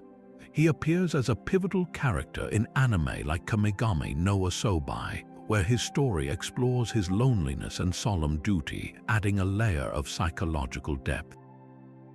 He is a recurring figure in comics, from Marvel to The Wicked plus the Divine, often portrayed as a sleek, modern supernatural being. You can find his image on T-shirts, in tattoo art, and as a frequent antagonist or patron deity in role-playing games like Dungeons & Dragons. In these varied appearances, creators consistently latch onto his most visually striking and conceptually potent attributes: the jackal head, the connection to the afterlife, and the scales of judgment. While the intricate theology of the Ka, the precise rituals of embalming, and his complex family tree are often set aside, the core essence of Anubis remains powerfully intact. He is, in the modern imagination, the eternal guardian of the line between life and death, a symbol of the ultimate mystery that has captivated humanity since the beginning of time. His journey from the desert cliffs of ancient Thebes to the pixels of a video game screen is a testament to the timeless power of a well-told story and an unforgettable icon. Looking at the jackal through a modern scientific lens reveals a creature far more complex and noble than the simple scavenger label might imply, adding a profound new layer of respect for the ancient Egyptians' intuitive choice. The animal specifically linked to Anubis is most likely the African golden wolf, a creature now understood to be a distinct species rather than a true jackal, though they share similar behaviors and ecological niches. Modern ethology, the study of animal behavior, paints a picture of these canines as highly intelligent, deeply social, and remarkably family-oriented animals. They typically form monogamous pairs that mate for life, and both parents, along with older siblings from previous litters, work together to raise the pups. This cooperative breeding system means the entire family unit participates in hunting, protecting the den, and teaching the young essential survival skills. They are not lone skulkers but loyal members of a tight-knit pack, demonstrating clear signs of affection, communication, and shared purpose. This social structure, built on loyalty and collective care, mirrors the protective, family-like guardianship that Anubis was believed to provide for the entire community of the dead. Their intelligence is another key facet that resonates with Anubis's role as a clever guide. African golden wolves are adaptable problem solvers, capable of complex hunting strategies and communicating with a rich vocabulary of vocalizations and body language. They are opportunistic omnivores, yes, but their diet is diverse and strategic, including rodents, hares, fruits, and insects, not just carrion. When they do scavenge, it is a testament to their resourcefulness and efficiency within their ecosystem. Viewing them not as mere grave robbers, but as intelligent beings simply exploiting an available food source reframes their presence in the cemeteries. From a naturalist's perspective, their activity at the desert's edge was part of a vital ecological cleanup process, a way of recycling nutrients and preventing the spread of disease. The ancient Egyptians, observing this relentless, efficient return of organic matter to the earth, may have seen a deeper, sacred pattern at work. The jackal wasn't just lurking around tombs, it was actively participating in the final stage of the physical cycle, breaking down the corporeal form so that its essence could be freed and renewed. This modern understanding creates a powerful bridge between the ancient symbolic interpretation and contemporary ecological science. The Egyptians saw a guardian of the threshold. We see a keystone species maintaining the health of its environment. These are not conflicting ideas, but two different languages describing the same fundamental truth, that death and decay are not an end, but a transformation that fuels new life. The jackal, in its natural behavior, embodies this principle daily. Its presence signifies the inevitable and necessary transition from one state of being to another. By deifying this particular animal, the Egyptians were not celebrating morbid scavenging. They were honoring a profound natural intelligence that understood the desert's secrets and seamlessly navigated the boundary between the fertile land of the living and the barren realm of the departed. The black jackal-headed god, therefore, becomes a magnificent symbol of this entire cosmic process, a being intimately acquainted with decay who simultaneously holds the promise of rebirth, a guide as intelligent and devoted as the remarkable animal that inspired his form. This meticulous weighing of the heart, overseen by the unwavering precision of Anubis, was far more than a personal test of character. It was the ultimate expression of a civilization's deepest belief in a universal principle known as Maat.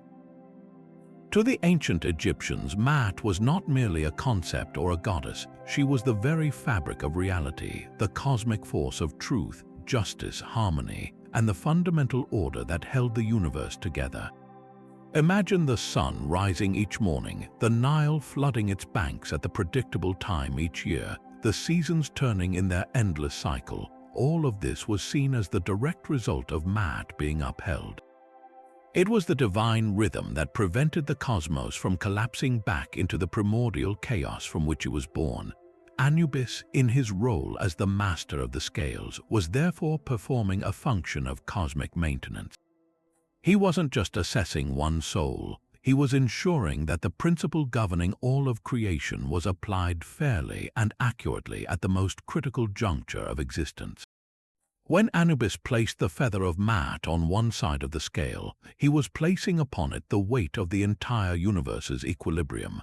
This single feather represented the ideal state of being, a life free from lies, greed, violence, and disorder.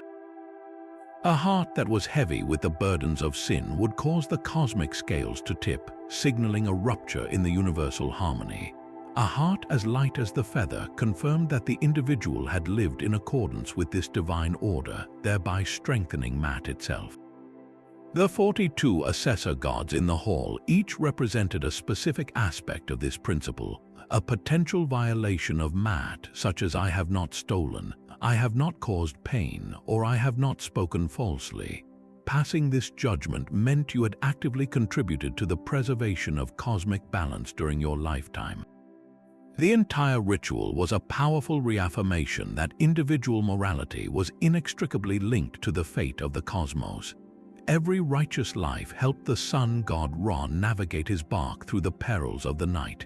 Every unjust life gave strength to the serpent of chaos, Apep, who sought to devour the sun and plunge the world into eternal darkness. This is why the precision and impartiality of Anubis were so paramount.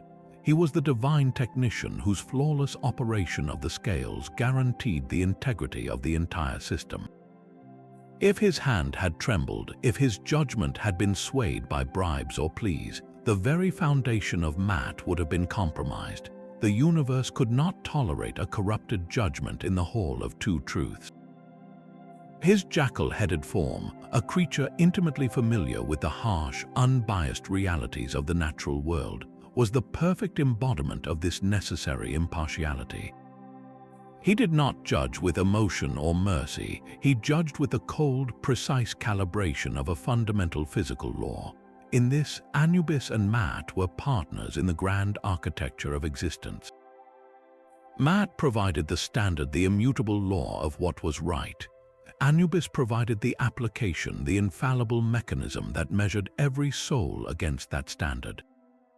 He was the guardian of the gateway, not just to the field of reeds, but to the continued stability of an orderly universe, ensuring that only those who had truly embodied harmony in life were permitted to join the eternal chorus that sustained creation.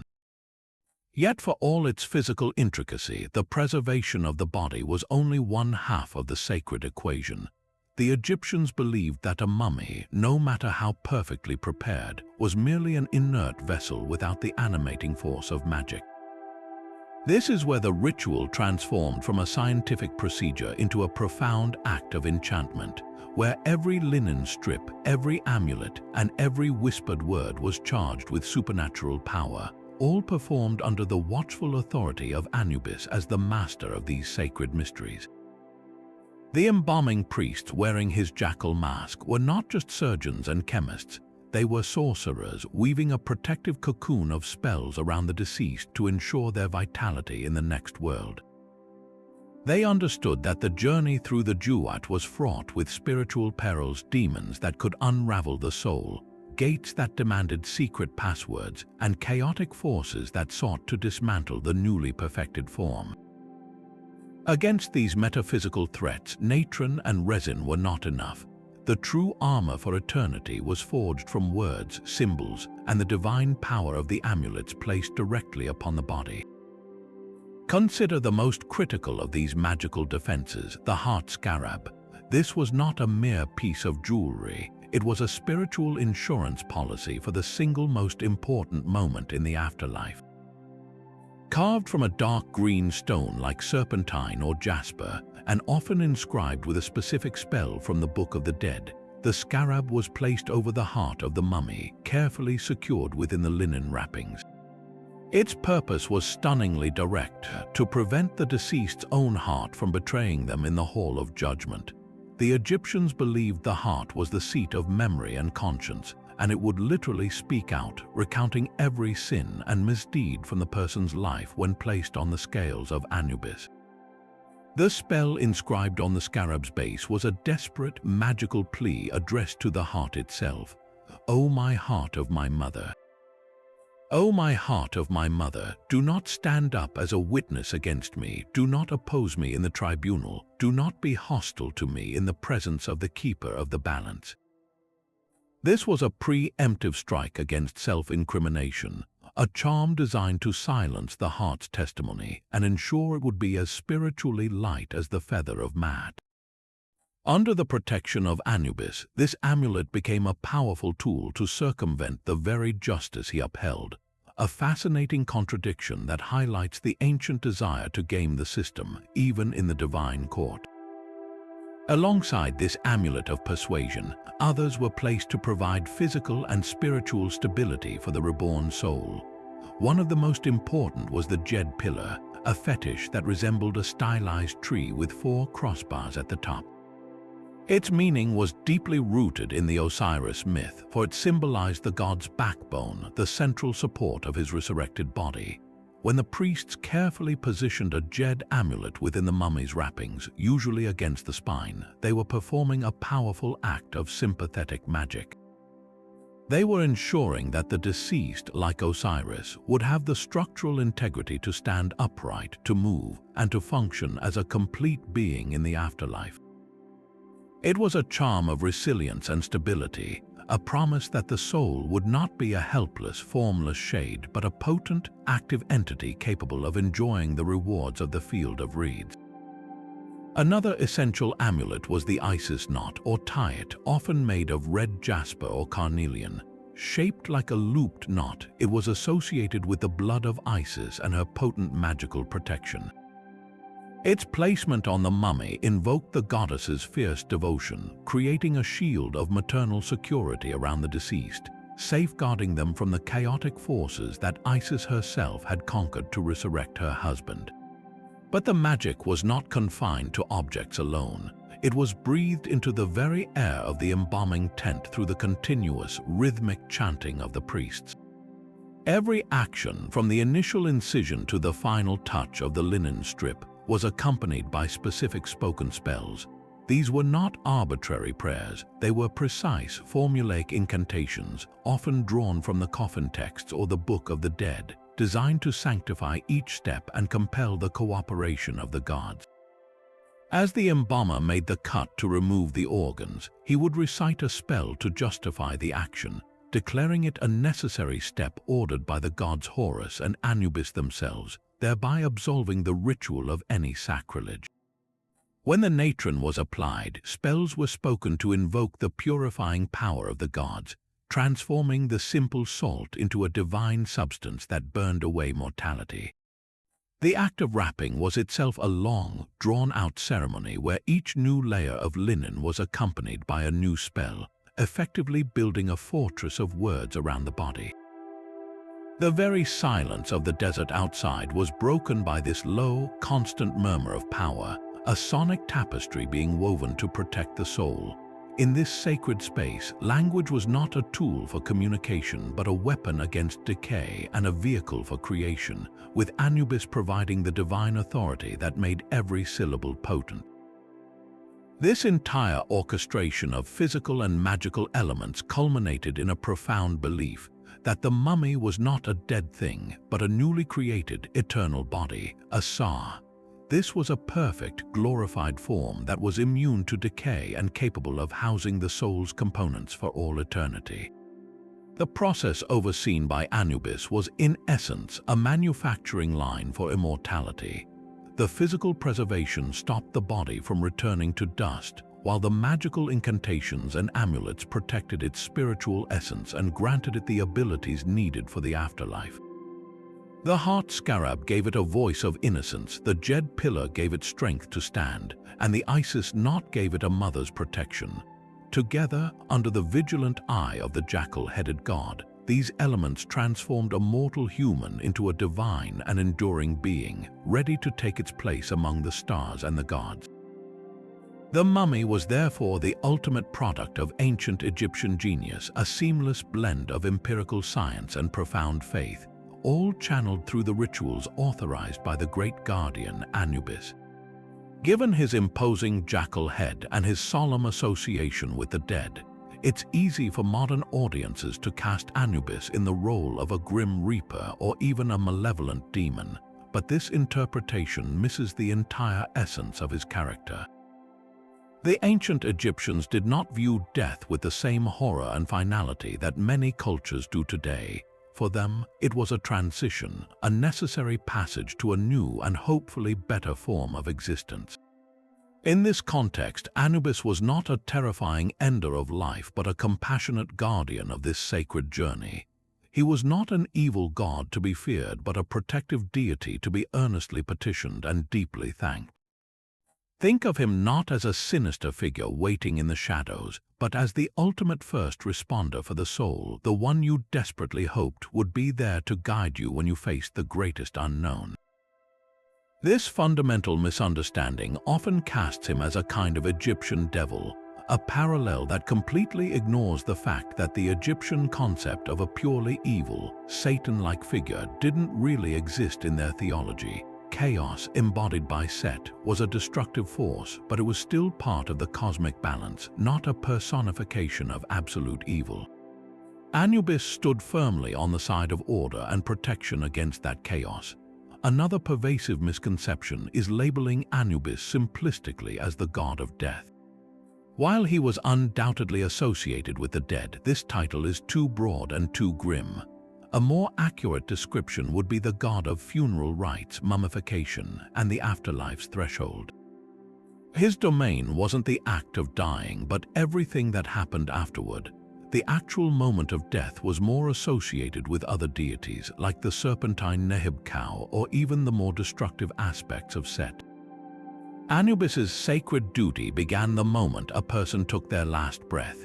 His role was to ensure the body was preserved through mummification, to protect the tomb from physical and spiritual violation, and to safely guide the soul through the treacherous duat to its final judgment.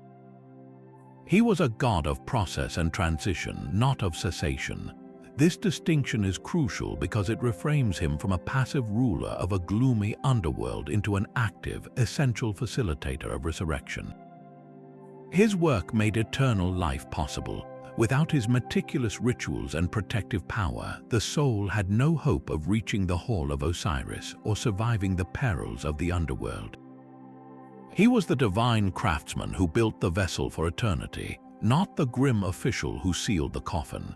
Within the academic world, Egyptologists continue to engage in lively debates that add layers of complexity to our understanding of Anubis, particularly concerning his origins and his relationship with other canine deities.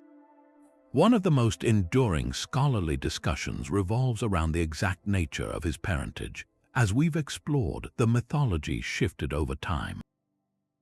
The older tradition, found in the pyramid texts, names him as the son of the cow goddess Hesat and potentially even the sun god Ra, giving him a primordial cosmic stature.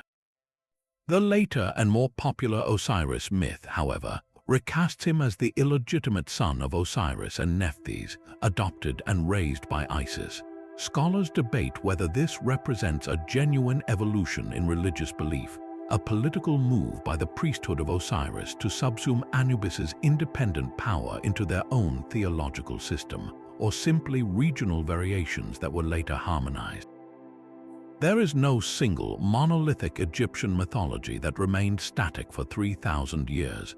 It was a living, changing tradition, and the figure of Anubis evolved with it. These debates remind us that our neat, consolidated understanding of these gods is often a modern reconstruction of a much more fluid and sometimes contradictory ancient belief system. Another fascinating area of scholarly inquiry involves his relationship with Wepwat, the other major jackal-headed god whose name means opener of the ways. The confusion between these two deities is ancient itself. Both are depicted as canine figures, often in similar contexts related to death and processions. So, were they two distinct gods, different aspects of the same god, or did one eventually absorb the attributes of the other? The prevailing view sees them as separate but closely related entities with overlapping functions. Wepwat was originally a god of war and a pathfinder for the army, and by extension, he became a scout for the deceased, running ahead to clear the path through the underworld. Anubis, in contrast, was more specifically the guardian of the necropolis and the master of embalming.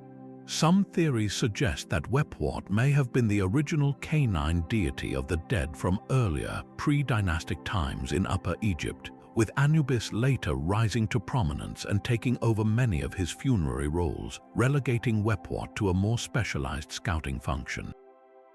This isn't just academic nitpicking.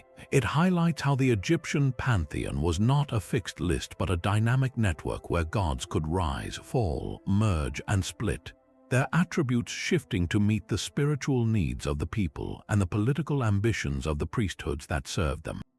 The popular image of Anubis as a solitary, brooding figure of the night is also something of a modern imposition.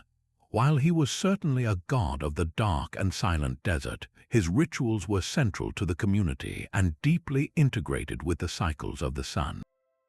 The process of mummification, which he oversaw, took a symbolic 70 days, a period connected to the annual absence and reappearance of the star Sirius, which heralded the life-giving Nile flood. This connects Anubis not to sterile darkness, but to a period of waiting that precedes a glorious rebirth, much like a seed germinating in the dark soil. Furthermore, his role in the opening of the mouth ceremony was to restore life and sensation to the deceased, an act that was the very opposite of a morbid fixation. He was a god who worked in the dark to bring about light, who presided over decay to enable renewal. Clearing away these modern fictions allows us to see Anubis as the ancient Egyptians did, not as a frightening specter, but as one of the most crucial and comforting figures in their entire spiritual world, a divine friend in the most vulnerable moment of existence, whose solemn duty was to ensure that the story of a soul did not end with the last page of life, but continued on into an eternal and glorious sequel. Walking through the hushed, climate-controlled halls of the Egyptian Museum in Cairo, you can come face to face with one of the most evocative artifacts ever discovered, the gilded shrine and statue of Anubis from the tomb of Tutankhamun. The statue itself is a masterpiece of divine craftsmanship, carved from wood and coated in a shimmering black resin. The jackal is poised in a state of perpetual alertness, its body tense, its ears pricked, its snout pointing forward as if sniffing the air for any hint of intrusion. It was found crouched on a portable shrine, draped with a linen scarf and facing the sealed entrance to the treasury, a silent, supernatural guard dog standing watch over the king's most precious funerary goods. This was not merely a symbolic piece of art. For the ancient Egyptians, this statue was a functional, ritually charged object, a physical anchor for the god's protective power.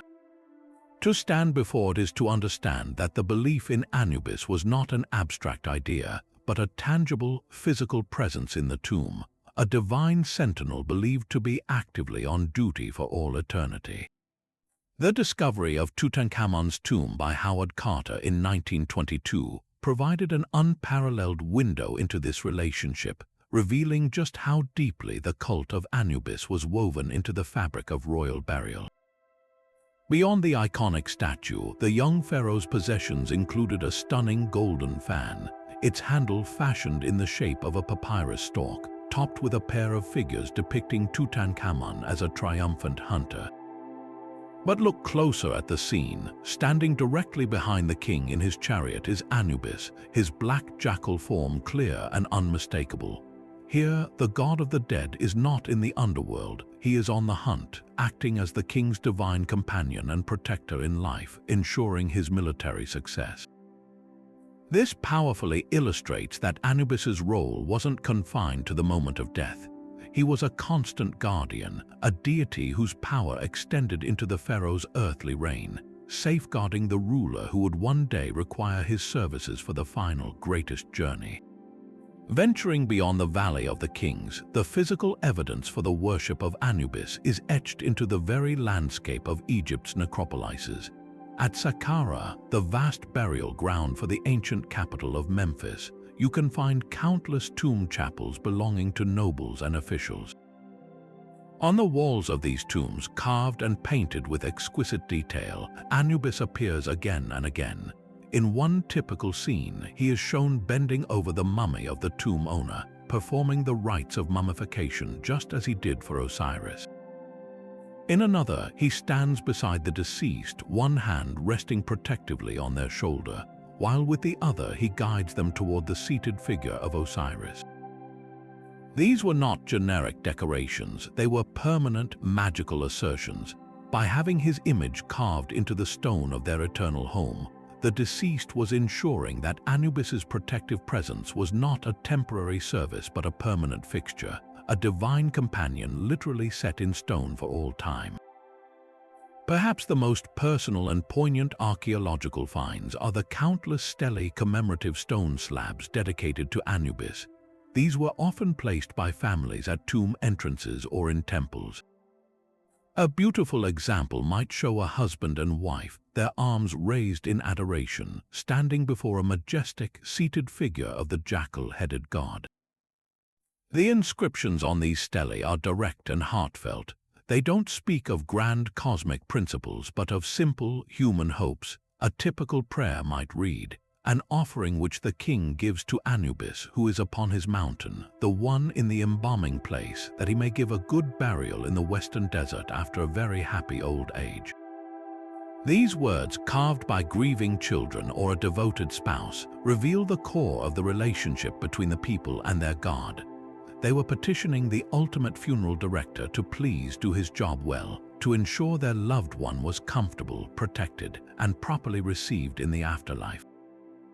This is the cult of Anubis at its most intimate level, not a state-imposed religion, but a personal faith in a divine guardian who could be appealed to with direct, emotional sincerity.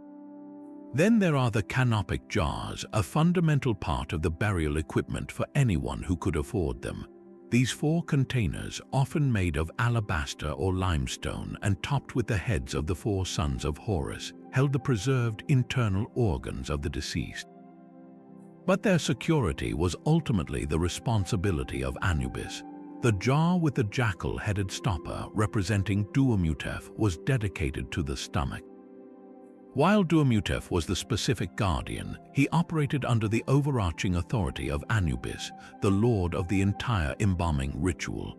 The very fact that one of the 4 essential protectors of the body's viscera bore the head of a jackal is a powerful statement. It signifies that no part of the mummification process, down to the safekeeping of the most vulnerable organs, was outside of Anubis's jurisdiction. Finding a complete set of these jars in a tomb is archaeological proof that the full, expensive, and elaborate ritual overseen by Anubis was followed, signaling a family's investment in securing his divine favor for their loved one's eternity. The resources devoted to this god were staggering. The gilded shrine from Tutankhamun's tomb alone represents an enormous investment of labor and precious materials. The skilled carpentry, the rare black resin imported from Sudan, the gold leaf application, all of this was considered a necessary expense to secure the protection of the king. But it wasn't just pharaohs who invested heavily. The tombs of wealthy nobles are filled with amulets of Anubis, often carved from semi-precious stones like lapis lazuli or feldspar. These were not mass-produced trinkets, they were custom-made, powerful magical tokens, paid for by families who wanted the best possible spiritual insurance for their journey into the next world. The prevalence of these artifacts across all levels of society that could afford them, from the royal court to the provincial governor, tells us that faith in Anubis was a near-universal constant in Egyptian culture. His favor was considered so essential for a safe afterlife that people were willing to dedicate a significant portion of their burial budget to symbols of his power, ensuring that when they finally stood before the scales, they would have the ultimate guide and guardian standing firmly by their side.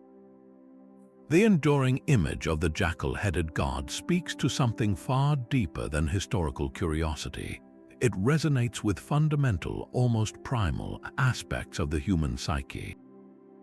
At its core, the fascination with Anubis is a reflection of our own species' complex and deeply rooted relationship with mortality itself. He is a divine personification of our greatest fear, the terrifying unknown that follows our final breath, but also, and perhaps more importantly, he represents our most profound hope, that death is not an end but a transition overseen by a competent and compassionate guide. In a world without answers, the ancient Egyptians created an answer in the form of Anubis, a god who didn't just rule the darkness but expertly navigated it, offering a roadmap for the soul's most daunting journey. This psychological appeal is timeless because the questions he addresses are timeless. Every human in every era has looked into the night sky and wondered what comes next. Anubis provides a narrative, a structured process that replaces paralyzing dread with a sense of order and purpose, transforming the chaotic void of death into a series of manageable, ritualized steps. His iconography is so powerful because it masterfully combines symbols of fear and hope into a single, coherent figure. The jackal, a creature of the desert and the edges of civilization, instinctively evokes a sense of the wild, the untamed, and the potentially dangerous.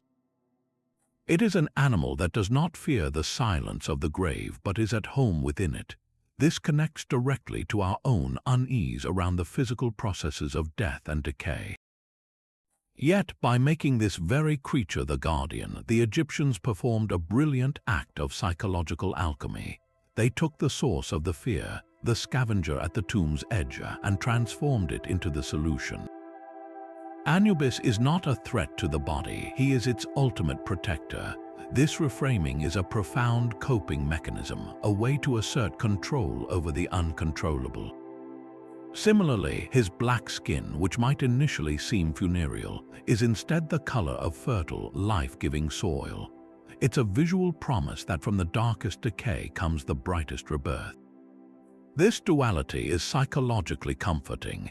It acknowledges the reality of physical death while simultaneously guaranteeing spiritual renewal, satisfying our deep need for meaning in the face of oblivion. Furthermore, Anubis powerfully embodies our collective yearning for justice, a concept that often feels elusive in the mortal world.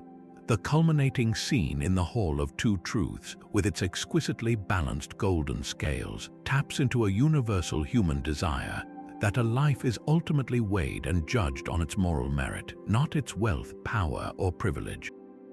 In a world where the wicked often prosper and the virtuous can suffer, the idea of a final, impartial judgment is immensely satisfying. Anubis, as the master of these scales, is not a vengeful punisher but a meticulous and fair arbiter. His unwavering focus on the heart, the seat of conscience and character, reinforces the idea that our internal truth, our essential goodness or lack thereof, is what truly matters in the end. This concept provides a profound sense of cosmic accountability. It suggests that every action, every word, and every intention is being recorded and will one day be evaluated with divine precision.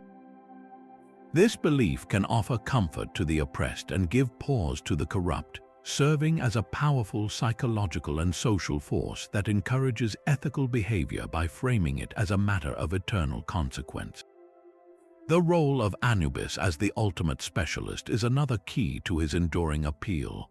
In the face of death, humanity feels profoundly helpless and ignorant.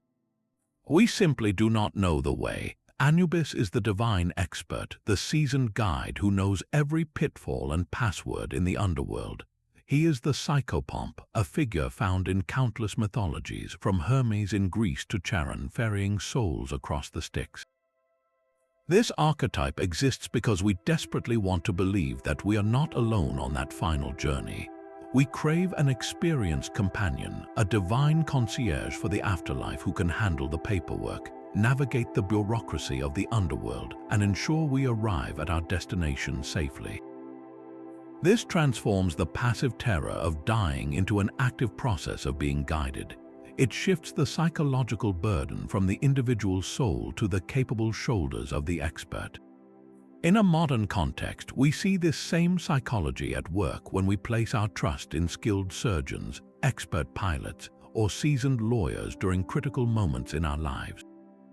Anubis is the ancient, divine manifestation of this very human need to place our fate in the hands of a competent professional during the most critical transition of all.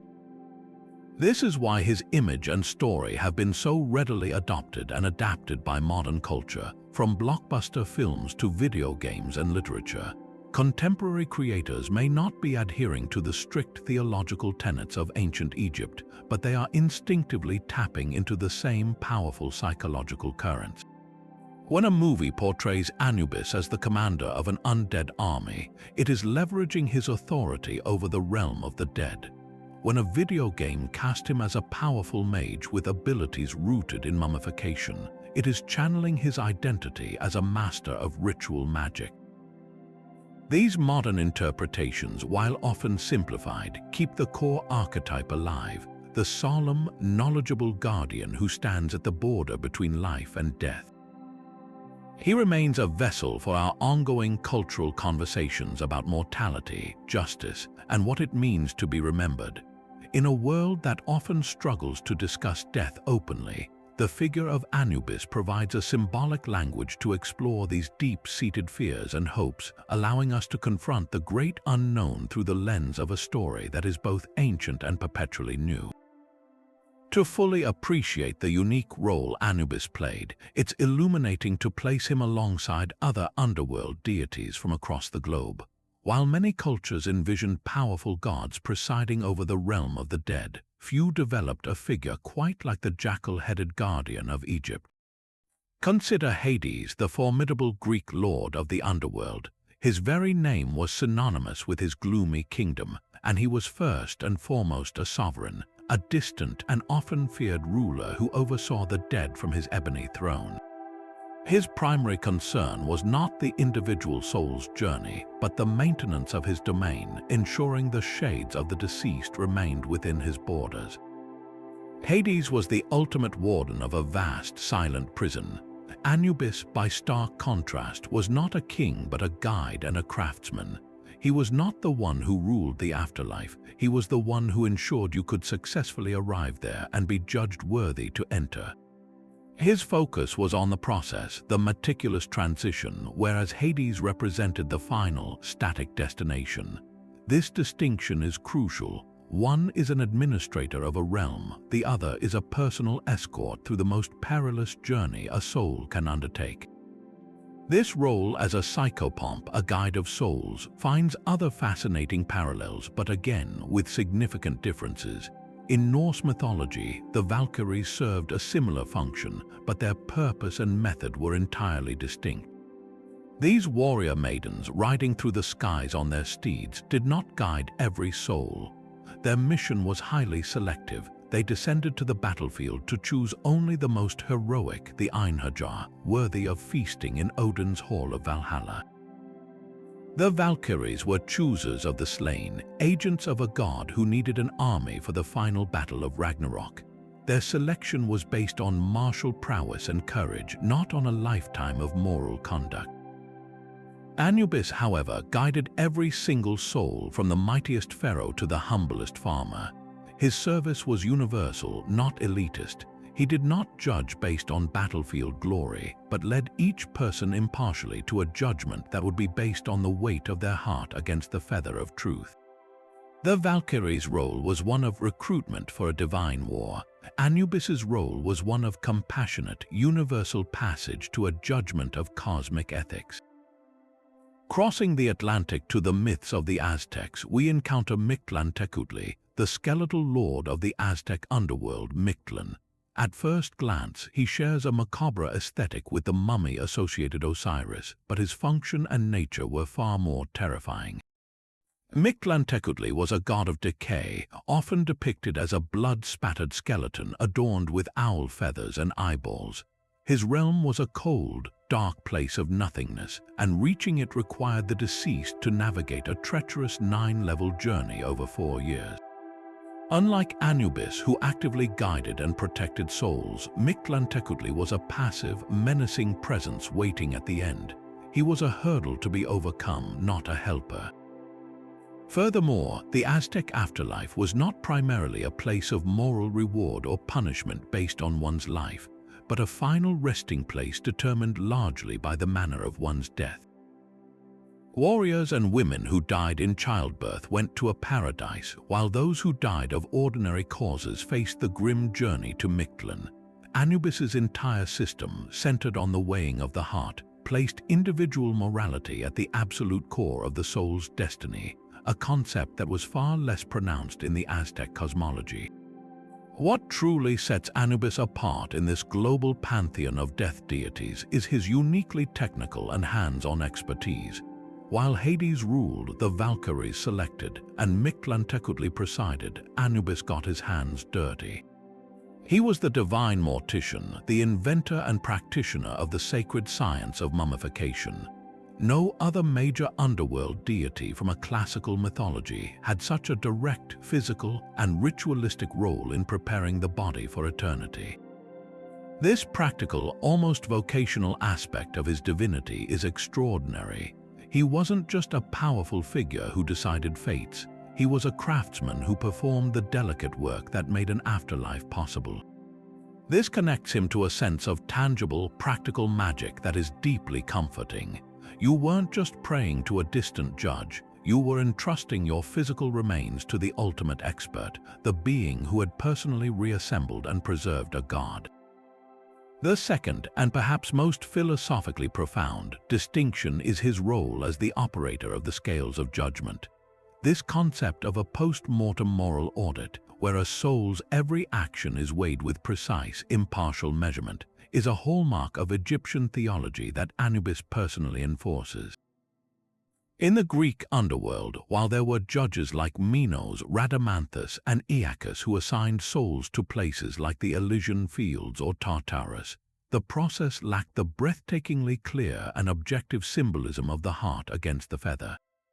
The Greek system relied on the deliberation of judges. The Egyptian system relied on an infallible, mechanical truth. Anubis was the master of this divine instrument, a technician of the soul's ultimate value. This transforms the afterlife from a potentially capricious court ruling into a matter of cosmic physics, where the weight of a life is a quantifiable reality. This emphasis on a balanced, ethical life as the key to eternity, judged not by a panel but by a fundamental law of the universe, is what makes Anubis and the system he represents truly singular. He is not just a guide or a ruler, but the guarantor that the universe itself is ultimately and impeccably just. So where does this leave the legacy of the jackal-headed god? Far from being confined to dusty museum displays, the influence of Anubis has seeped into the very bedrock of Western culture, often in ways we don't even consciously recognize. The most powerful and enduring echo is undoubtedly the concept of the scales of justice. That iconic symbol you see in courthouses and legal emblems across the world, the balanced scales held by the blindfolded Lady Justice, is a direct philosophical descendant of the scene in the Hall of Two Truths.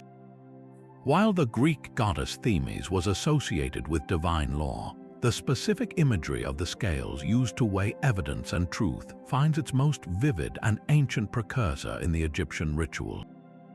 The Greeks, and later the Romans who absorbed so much of their culture, encountered Egyptian beliefs through trade and conquest, and the profound idea of a soul's fate being determined by a precise, mechanical balance resonated deeply. It transformed justice from a matter of aristocratic whim or mob rule into a quantifiable, impartial process. Anubis, the silent, focused operator of those scales, is the archetypal ancestor of every judge who strives for objectivity, every legal system that aims to balance the claims of the accused against the standard of the law. His ceremony gave the world a powerful visual metaphor for a truth we still hold sacred: that judgment should be measured, balanced, and blind to power or privilege. This influence extends richly into the tapestry of Western art and literature, where artists and writers have continually returned to the mystique of the Egyptian underworld. From the Renaissance onward, as Egyptian artifacts began to trickle into Europe, a wave of Egyptomania captivated the imagination of creators. The figure of Anubis, so striking and exotic, appeared in allegorical paintings and garden sculptures as a symbol of ancient, esoteric wisdom. In more modern literature, his presence is felt as a touchstone for the mysterious and the macabre. A brilliant example is in the works of the Pulitzer Prize-winning poet Sylvia Plath. In her seminal piece, The Colossus, she uses the imagery of the ancient, ruined statue to represent a towering, broken paternal figure she struggles to reconstruct. While not naming Anubis directly, the poem is saturated with the language of piecing together a shattered god, of being a custodian kneeling in the shadow of a monolithic ruin, a direct and powerful echo of Anubis's own act of reassembling the dismembered Osiris. Plath channels the archetype of the divine restorer, the figure who confronts utter fragmentation and attempts, through painstaking ritual and devotion, to make it whole again. This demonstrates how the myth of Anubis transcends its original context to become a universal symbol for the human struggle to mend what has been profoundly broken, whether it be a person, a relationship, or one's own psyche. In the realm of contemporary spirituality, the legacy of Anubis is not a historical footnote but a living, breathing reality. Within modern pagan, Wiccan, and various occult traditions, Anubis is actively venerated as a powerful deity. For these practitioners, he is not a demon or a grim specter, but a compassionate psychopomp and a master of sacred mysteries. Those who work with him often describe him as a stern but profoundly fair guardian, a deity who helps his devotees navigate major life transitions, not just physical death, but the end of relationships, careers, or old identities. Rituals might involve setting up an altar with his statue, offering him dark chocolate, red wine, or cool water, and meditating to seek his guidance in dying to the old self and being reborn into the new. He is seen as a patron of therapists, hospice workers, and anyone who works with the processes of ending and healing. Furthermore, in magical practices, his role as the inventor of mummification makes him a patron of preservation and protection. Spells might call upon him to bind a negative situation or to protect a vulnerable person or project, using his ancient power to create a spiritual cocoon of safety, just as he once wrapped the bodies of the dead in linen and magic. This active worship shows that the human need for a competent guide through life's darkest passages is as strong today as it was 4,000 years ago. Ultimately, Anubis endures because he is more than a relic of a dead religion. He is a timeless archetype. He perfectly embodies the figure of the guardian, the eternal sentinel who stands watch over sacred thresholds and promises safety in the realm of the unknown. He is the judge not in a punitive sense, but as the impartial arbiter of a cosmic law, assuring us that our lives have weight and meaning that will be measured against an eternal standard of truth. And perhaps most importantly, he is the expert, the ultimate specialist who has mastered the most difficult transition of all. In a world that often feels chaotic and unpredictable, the archetype of Anubis offers a profound sense of order. He represents the comforting belief that there is a protocol for everything, even death itself, and that with the right knowledge and the right guide, we can navigate the greatest mystery and emerge transformed on the other side. His black jackal head is not a mask of fear, but a face of focused competence, a promise that we do not have to make the final journey alone. From the silent deserts of ancient Egypt to the pages of modern poetry and the altars of contemporary seekers, Anubis remains what he has always been, the unwavering guardian of the line between all that we know and all that awaits, a divine master of ceremonies for the soul's last great adventure. And so our journey through the sands of time brings us back to the beginning, to the silent, watchful figure we first saw silhouetted against the moon.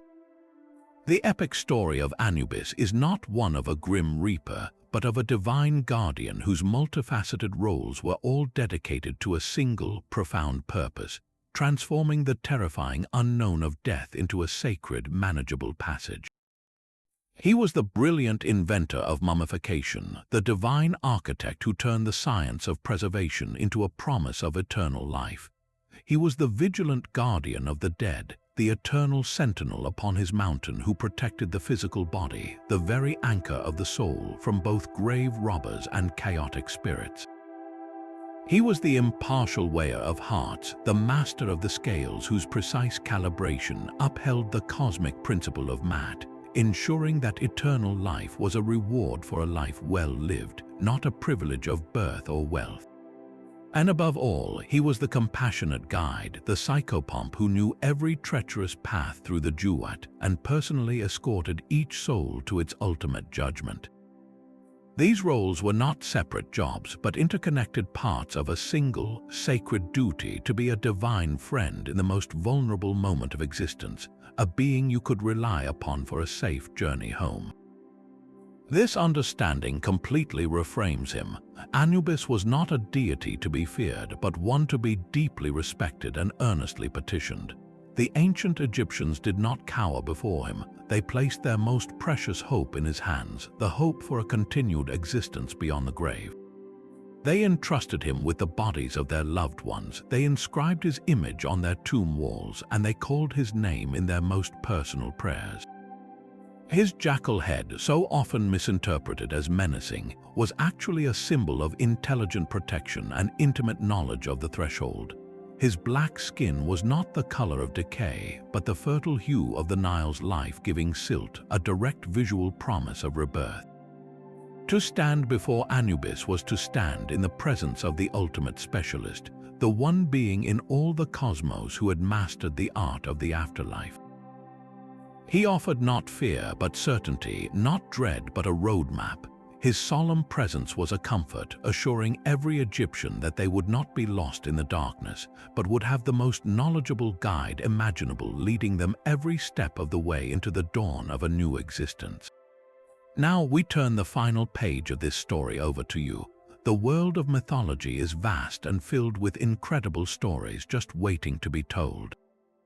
Who captured your imagination in this deep dive? Was it Anubis's unwavering loyalty, his role as the master of the scales, or his origin as the one who pieced Osiris back together? Let us know your thoughts and your favorite aspects of his legend in the comments below. We read every single one and love starting these conversations with you. And while you're there, tell us which god, goddess, or mythical creature from any culture you'd like us to explore next. Should we unravel the mysteries of the Norse trickster Loki, or perhaps venture into the Celtic mists with the Morrigan? If you want to join us on these journeys into the heart of ancient stories, make sure to subscribe and hit the bell so you don't miss our next Mythology Explained deep dive. As the screen fades, picture him one last time, not as a statue in a museum, but as a living presence in the eternal twilight of the Duat. The hall of judgment is silent, the scales are still, and the souls of the day have moved on. But Anubis remains. He stands at his post, his sleek black form a familiar silhouette against the dim, otherworldly glow, his jackal ears pricked, listening to the whispers of the cosmos. He is waiting, as he has for millennia, and as he will for all eternity, the eternal guardian, forever watchful, forever guiding, forever ensuring that no soul need face the great unknown.